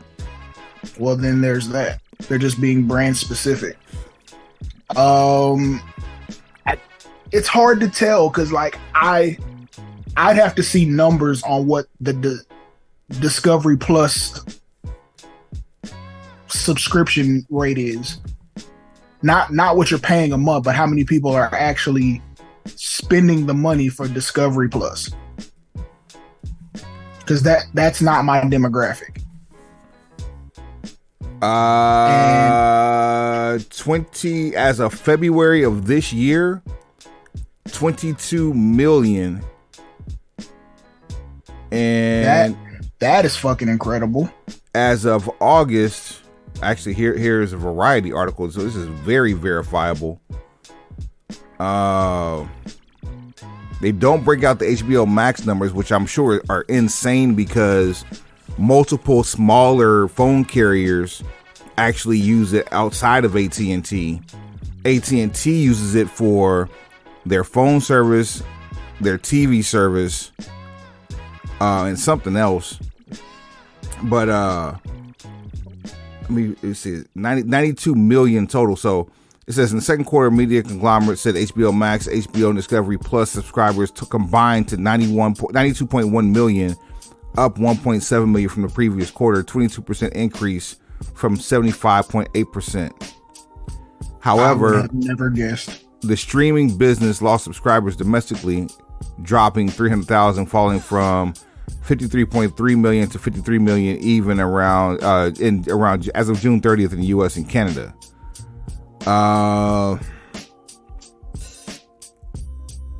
Discovery reported 24 million direct-to-consumer subscribers in Q1, adding up to 100.8 million from the 76.8, this is Steiner math, worldwide, and 48.6 domestically. So what accounts for the discrepancy? The company restated HBO Max subscribers to count third-party distribution deals only if the individual has activated their subscriptions. See, that's not there. Now we're talking. That corroborates exactly what I was saying. So, for instance, I have DirecTV and I have AT&T for my phone service. up until April of this year, I was using HBO Max through the phone service until they took it away from me. But I still got to keep it. I'm sorry, it was through DirecTV until they took it away from me. But I parlayed that to my phone service because it was already part of my phone service because of the plan that I had. I just never activated it. So technically, I had 2 subs in my house alone, and I only used one at a time. So by that math, they only counted my subscription once because there was never any overlap. When one died, I activated the other one. There are lots more like me who have it and haven't activated it because they simply just don't know how. That number could be close to 200 million, bruh, on the real. Well,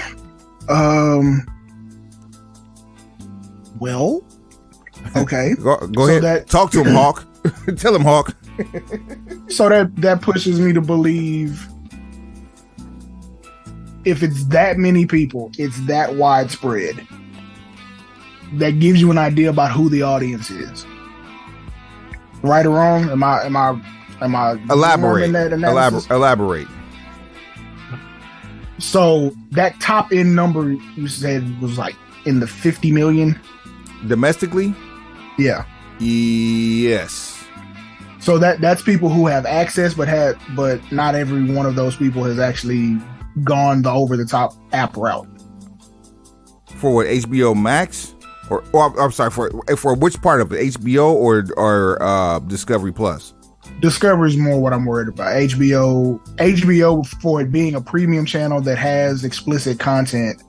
That's not so much what I'm worried about. I'm getting at a specific point about Discovery Plus. Yeah, Discovery Plus is 24 million. Okay, so 24 million people have Discovery Plus. Mm-hmm. That would lead you to believe that if 21, you said 21 or 24? 24, 24. 24, 21. 24. Can you do something for me?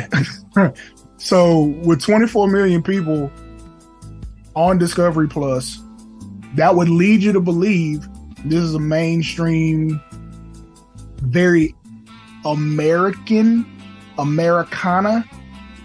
type subscription service. Heartland. Or any of these phrases, pushing you in the right direction.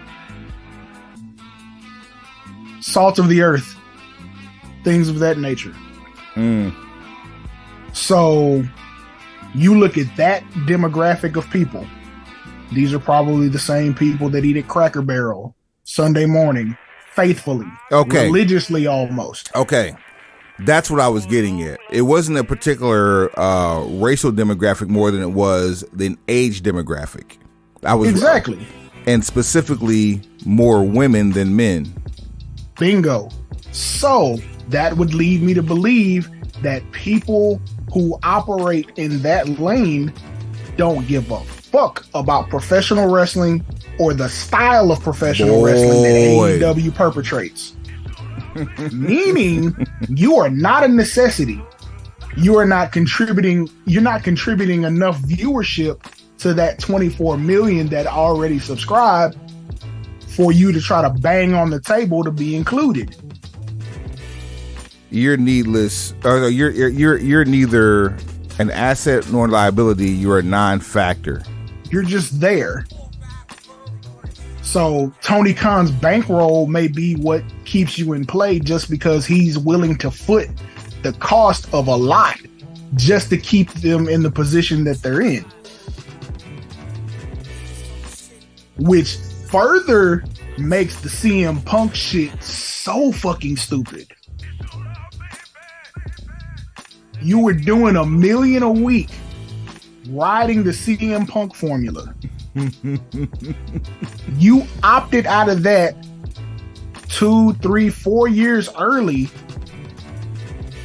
to go with the indie darlings turned international New Japan darlings turned message board saviors. They've never drawn a dime. Like this ain't even me with my personal bias against them. This is me looking in real time in real life. They have never popped a number on TV. As a matter of fact, they've caused numbers to dip. They've never drawn a dime. Certainly without Cody. So that's what makes this decision by Kanos, because this is a Kanos thing. I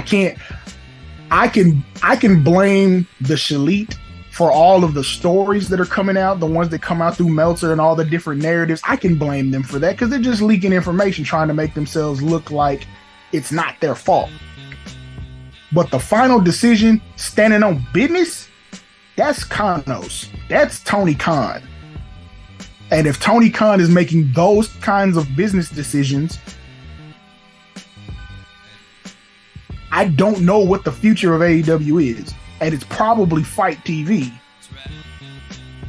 At this rate, like the ratings for Rampage are falling out of the fucking sky. It's not much better for Dynamite. It's just Dynamite's on Wednesday. It's appointment television because there ain't shit else on. Right. Which is why it was the perfect day to begin with. Right. Update on Chris Mathis Punk. He was on UFC Fight Pass doing commentary for Cage Fighting Fury Championships. Which he was doing that.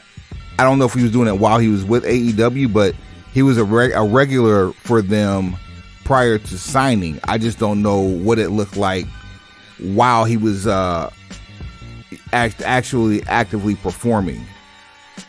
So my analysis about that kind of remains the same. Wait a minute. Then never mind. I just got my answer. Last August, he was commentating for them and made an AEW reference. Okay, so my position on this remains the same. If they have held a canned show since last year, wait, that's August of last year? Or wait. So that's before. So yeah, August of 2021. So he'd only been with AEW a year. Right. So he hadn't even debuted yet. Right. So for them to have held a canned show for over a year and then drop it now, my whole argument remains the same. No. You talking about this show that just happened? What? Okay. He's commentating. Yeah, the commentary was on Fight Pass tonight. It was live. That wasn't a canned show. But last August he did mention AEW at a CFFC show. Fuck what he did last August. We ain't worried about that shit. Yeah. Unless you're gonna tell me how much he was making. Like that shit. Hey, last August don't matter because shit, last fucking November don't matter when Punk was out here getting money. Right. For Kanos. But if he's live tonight, okay, my stance is the same. If he's in public with a live microphone, knowing shit could go wrong, either there's an NDA in place or the buyout's done. The non-compete, I mean, it might be. Like, bitch, it might be. Gucci Mane. But I can't. Could it be more than 90 days? Not since Labor Day, no. No, okay. Assume the buyout was done yesterday. The buyout, the NDA, and the non-compete are all from yesterday. Oh, this fucking idiot. This dude says, quote, "I'm happy to be here. I've missed you. I've missed everyone watching at home. I missed the fights, but tonight I'm not going to do that." Oh, you're a very punny guy, aren't you? I mean, hey, the guy knows how to turn a phrase. That's never been in doubt. But I don't think you can keep him like if the worldwide leader and their standard is 90 days. How much more time do you think you can put on a non-compete if you're buying the contract out? I can't see pro wrestling having anything longer than 90 days. But I also can't see this happening within the 90 days without some form of clearance, whether it's a buyout or not. I figure in this particular situation, the buyout cancels the non-compete. The non-compete is strictly so he doesn't go to Stanford. That's all it's for. No one would give a fuck if CM Punk wanted to go work a match in MLW. Do you honestly think Unk is going to let Punk back into the good graces of the E? Shit, watch it. Don't believe me, just watch. I was about to finish the rest of that. You had to handle it in post edit, but not after what you sent me in my inbox. No, sir. I'm already on one. You see what I'm saying? So I want to drop all of the references that would make Saudi Arabia proud. All the bombs. So there's nothing about a non-compete that would keep him away from WrestleMania, because that's the, I'm certain in his mind, in Kanos's mind, that's what you're trying to avoid. You're trying to avoid Christmas, which is WrestleMania, and New Year's Eve, which is the next night on Raw. Yeah. Or New Year's Day. Yeah. This conversation definitely going at the end of this episode, only because we can't substantiate anything one way or the other. Like, I'm not saying what you're saying is wrong, but we don't have any proof that it's right either. You know what I mean? I mean, we don't, but how? Okay, we don't have hard evidence, but how wrong have we been through the entire course of this? Not very. Exactly. There's something called common sense and deductive reasoning. What is that? These kids, what? These kids and some of these motherfucking adults. Don't just blame it on the kids. There's a bunch of fucking adults that don't have common sense and deductive reasoning. And here's the other reason I know this, that there's some shit that's finally been settled. Nick Jackson was at a fucking game not that long ago throwing t-shirts for AEW. Like, that happened this week. Bruh. So if people are starting to pop up in public, you know some shit's been settled. This is perfect for this segment, because did you really pay attention to the layers of that fucking blowhard promo that did not feature any words from the Shilite? No. There was another one? Yep. Oh, good. I missed it. You know I ain't checking for that shit. Tell me I'm going to Full Gear without telling me I'm going to Full Gear. You shouldn't have told me you were going to fucking Full Gear. You should have just showed up. Thank you. Now you stepping on the buy rate. You stepping on the dope, literally. Cause like we almost did this last time and was almost regretful that we did it, but I'm almost there with this one because of them. It's been the pay-per-view itself has been put together so poorly, in such a rush fashion, that one, I'm under the impression you're going to get at least one match that goes 30 to 45 minutes. That's not supposed to. The world title match, that's just, you expect the world title match in AEW to go 30. 30, yep. I'm looking at that Chris Jericho 4-way. Well, let's look at the card. Hold on, let me pull it up real quick. Is it this weekend or is it next Saturday? Okay. Whoa! I'm sorry. Is it next Saturday or next Sunday? Because I think the Survivor Series is next Saturday. That's interesting. It's gonna be tough to follow that. You gonna follow War Games with the shit you doing right now? Not just any War Games. Oh shit! Hold on. Full Gear is the 19th. Okay. Survivor Series is... Oh, it's the 26th. Oh, they finally doing this after Thanksgiving. That's rare. So both are on Saturday. They're a week apart. So you catch them at the end of that Thanksgiving break weekend. So it makes sense. That's for me. That's appointment TV. as good family time, that's also a travel day now. Kids get a week out of school, so parents don't have to worry about burning three days and then want to travel. Now they can burn 8 days and travel a day early. See? So I'll be interested to know how the numbers look for the 26th. Full Gear. Let's take a look at Full Gear's cards so far. So there's the finals of the World Title Eliminator Tournament. Once again, Lucha Boy and Luchasaurus and Jungle Boy in a steel cage match. Jarrett and Lethal versus Sting and YF and Darby. Whoa. Wasn't that Jungle Boy Luchasaurus match supposed to get announced on Rampage? If it's supposed to get announced on Rampage, that's because, and the reason we know it now is because it was recorded. So there you go. I mean, I get that part, but what I'm saying, where are you reading the card from? Is my point. Wikipedia. Okay, cool. So, all right, that's where I'll put that one back in the clip. Go ahead. All right. DMD versus Saraya. Cargill Berg versus Nyla Rose. 4-way for the ROH Championship. Tony Storm versus Jamie Hayter. The Eliminator Tournament Finals. The Acclaim versus Swerve in Our Glory. MJF versus Mox. That's 9 matches.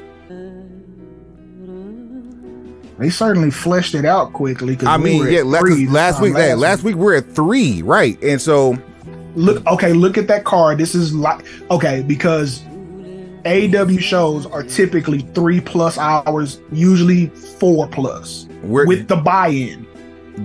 This one, considering it's on a non-holiday weekend with the buy-in starting at 6 p.m. And that's never mattered. I'm guessing that this pay-per-view goes to about 11 p.m. Okay, that's a good bet for us. I say 11:30 minimum. We got a bet from last week. We gotta come back on too. What was that? We gotta figure out what the terms of the bet are. What was the bet from last week? I don't remember. Pull up last week's episode. Damn it! I do not remember what we were betting on. This is why you gotta write shit down. You know I'm seasoned. Lawry's. No veteran, just seasoned. Just seasoned. Salt and pepper. Hard fried. 6 piece in the window, fry hard. Ding ding. Shit. But yeah, like, okay, go do that card. Order in the window. Pick it up. Look at that card, and you tell me what matches on that card are gonna go 15 minutes. Not gonna, because that's setting me up for failure. What matches should go 15 or longer? Should. Okay. Should. DMD and Saraya should. I disagree, but go ahead. After the promo last night, that is the only women's match I want to see go longer than 15 minutes. But it doesn't need to be 15 minutes for me. Like, the promos were good, but let's keep this in mind. DMD is a little rough around the edges with the work, and Saraya hasn't been in the ring in how long? Years. Plural. Years. Less is more. Okay. Especially if you're going to go by the AEW metric of things, and this shit is going to be a 6 to 12 week feud. Let me remix that statement then. The 3 women's matches on this card should not combine to go over 15 minutes. Now we're getting somewhere, but keep going. And that's not a slight against the women. It's just at all. It's just it's the build and those involved. I would love to watch fantastic women's wrestling. You only have so many women wrestlers that can put on fantastic performances. I would love to see Cargill Berg and Nyla Rose go more than 15 minutes. However, the fact remains, this is the equivalent of 2 super heavyweights on the men's side going for no belt, and these ladies are going for the TBS title and Cargill Berg's streak. And we just refuse to acknowledge the elephant in the room about Never mind. Go ahead. I mean, right now, that is so far on the back burner. The ROH match should go more than 15 minutes. Given. But knowing Jericho, you're going to stretch that 15 to 30. Easy. Because you get what I started to see when you started loading up these multi-person matches. I'm like, you putting too much talent in one spot. So that means this match is going to be longer than normal. And knowing Jericho and his ego, a hot 30, and you're still going with the theme of Ring of Honor. Ring of Honor doesn't do short title matches. Number one. Number two, hasn't he been on the advertisement for Arlington? That's Samoa Joe on the poster. I haven't seen Chris Jericho on any of the advertisement. Something tells me and Jay Briscoe are going to be going one-on-one for the ROH title at Final Battle. I thought that was already like a thing. If it is a thing, you just spoiled the ending for this fucking match we're talking about. You see what I'm saying here? Mm-hmm. You're stepping on your own dope. I mean that now, okay.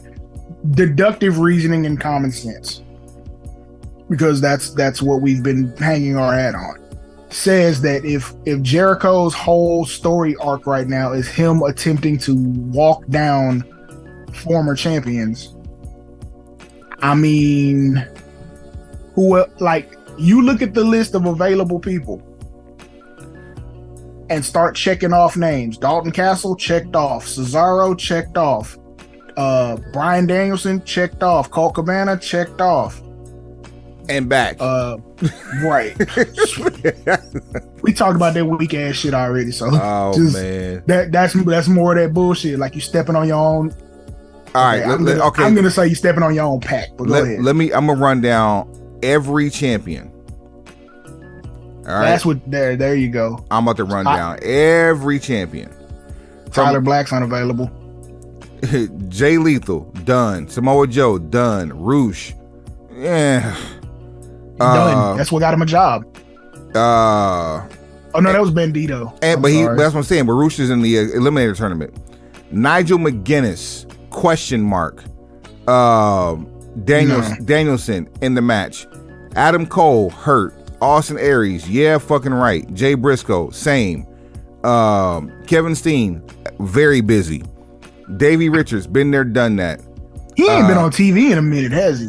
No, has not. El Generico, living his best fucking life. And honestly, KO was in Steen form when he went off TV. Mm-hmm. He was doing some of the best work of his career. Definitely some of his best work in WWE. No lies told. I stop you when you start lying. Takeshi Morishima, Jonathan Gresham. What? Nope. Tyler Black. You know that ain't happening. Tyler Black, busy as hell.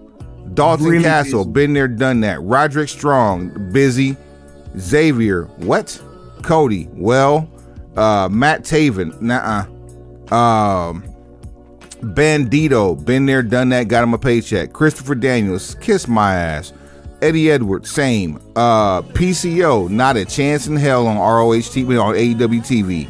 Michael Elgin, what the fuck ever. Wait, this title match, what are we trying to figure out? His next title defense on Dynamite or the next title defense here? Period. That's here. Period. Just period. And fuck him. Go ahead, keep going. Jerry Lynn backstage busy. Claudio in the match. Homicide, low key. I'd like to see low key. Homicide, yeah, I'm good. Both would kick the piss out of him in real life, that would be a problem. Exactly. It's like their flight risk. Yeah. Punk. Well, there's that. I don't even know who James Gibson is, and then Kyle O'Reilly's the other one. Kyle is on the mend. So unless he's gotten a clean bill of health in rapid form, yes. Are you gonna sell out a 6,000 seat arena with Kyle O'Reilly versus Chris Jericho? First of all, let us understand that selling out a 6,000 seat arena is not the objective here. But you have to have that as a caveat. You do have to have it, and you do have to try.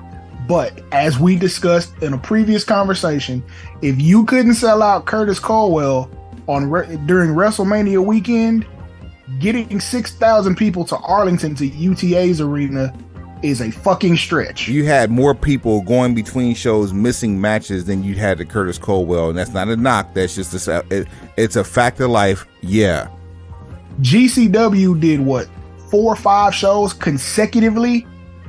Smaller venues, but I mean, yeah, they ran enough shows to where they didn't have to cancel any. Yeah, they ran concurrently. That's a tall ask. 6,000. It is a tall ask. Because what's the capacity for Curtis Colwell? I believe that's in the 4s. Let me see here. See. Let's see here. Capacity. That is. Holy shit, 6,800. 6,800. Okay. So we were at the last Ring of Honor show in that building. Did they get close to 6,800? Not a chance. So you think they're going to get close to that when you have less wrestling fans in the area per capita? Looking at the seats that are available, I'm going to tell you hell the fuck no. All the seats where people can get their face on camera have been bought. Everything else is up for grabs. And that's so you have more people who are more concerned with being seen on television than actually coming to the event to enjoy the product. That's some self-serving 2022 shit for your ass. With a dream match to boot. A dream match that could have sold enough tickets for that event alone in a different area at a different time. What dream match? FTR versus the Briscoes. Oh, this is true. That's why we went. That's exactly why we went. So if you said that match was happening WrestleMania weekend and you couldn't get, I'm gonna be real, you didn't get half. You didn't get half capacity with that as your main event. Fuck you want me to say? All right, December, what is it, December 3rd? No, December 10th. Oh, December 10th is gonna be very socially distanced. So let me ask you, Suave, and this is a very big if, Sammy or Claudio or DB decides that ADB, start that shit. if one of them walks out, you're winning a new ROH champion. First of all, you know that ain't gonna happen with Y2J's ego, but go ahead. Hypothetically, who do you put in Curtis Cole? Who do you put in Arlington with that winner?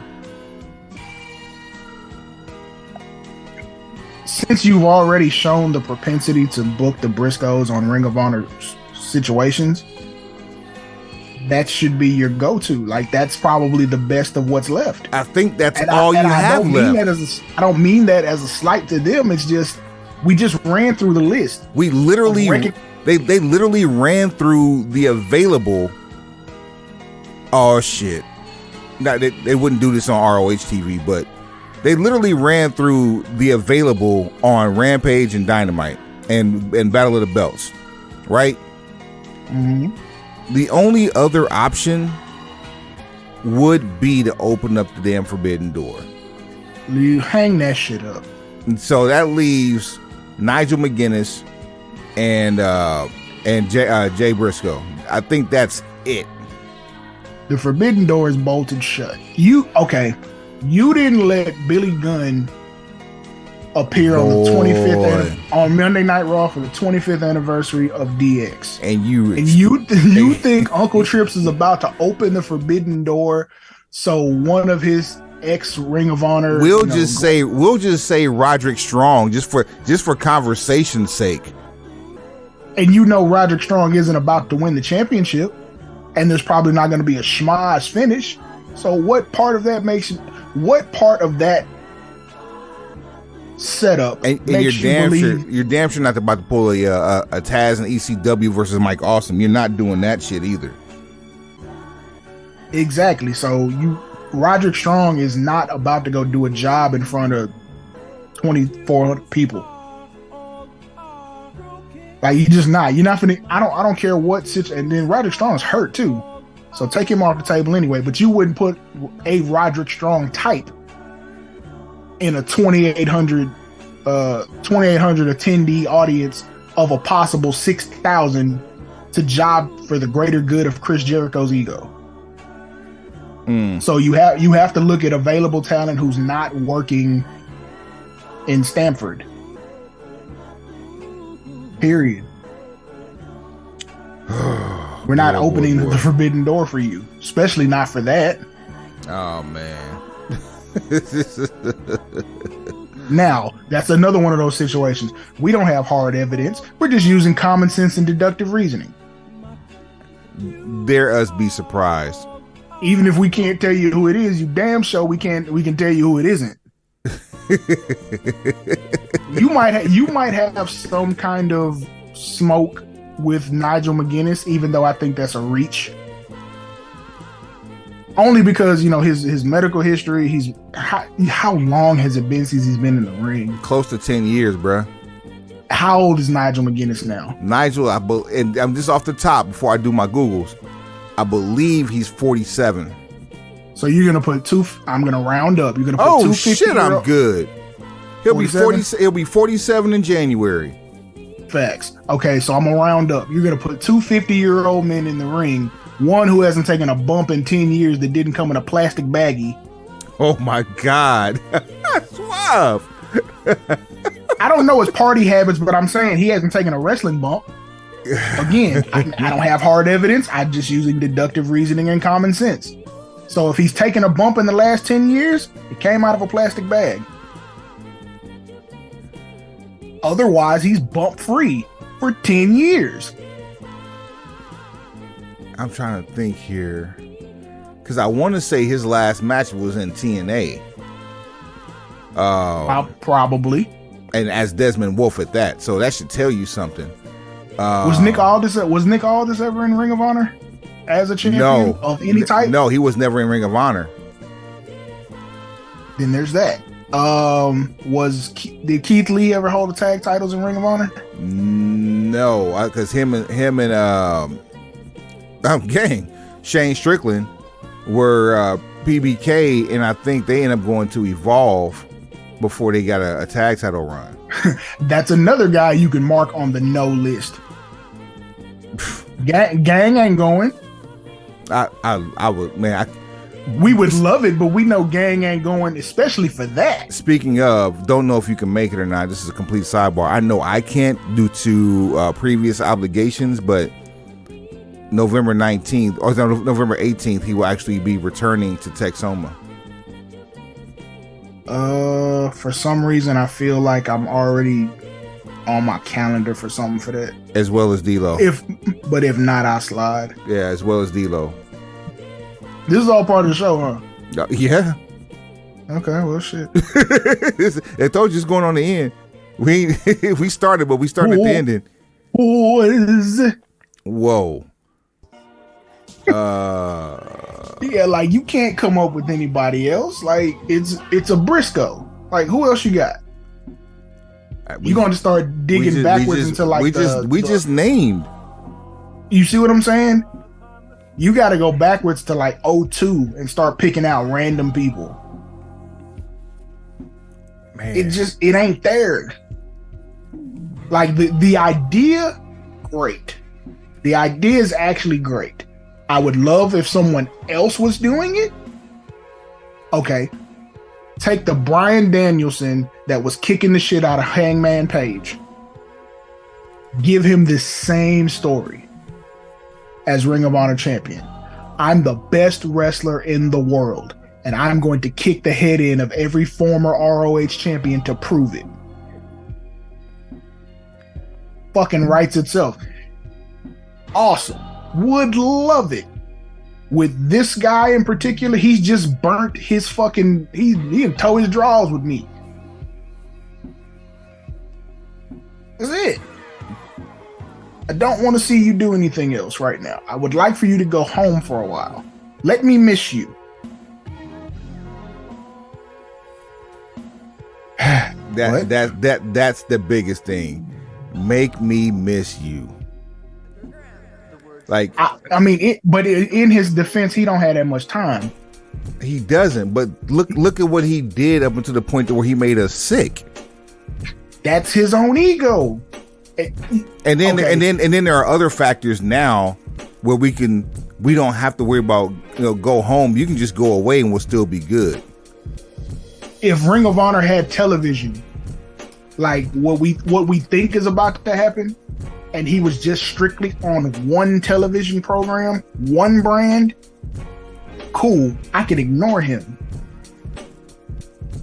But in this situation, he's on everything. He is on Rampage. He's on Dynamite. He's on Dark Elevation. This motherfucker sweaty with no clothes on the commentary on Rampage. Like, bro, if you don't get the fuck out my booth. He's another reason I stopped watching Rampage. All that fucking yelling. I can't stand a 4-man booth, let alone 5 or 6 man booth. That shit's sickening, bro. Like, how is that innovative? How is that interesting? It's not. You can get away with a 4-man booth. You just have to do it with people that are actually entertaining. And that's very rare to find 4 different personalities that come together and are actually entertaining. So, okay, last time I might have seen it done was with Tony Schiavone, Dusty Rhodes, Bobby the Brain Heenan, and Mike Tenay. I could do it on a match. I'm not going to do it for a whole show.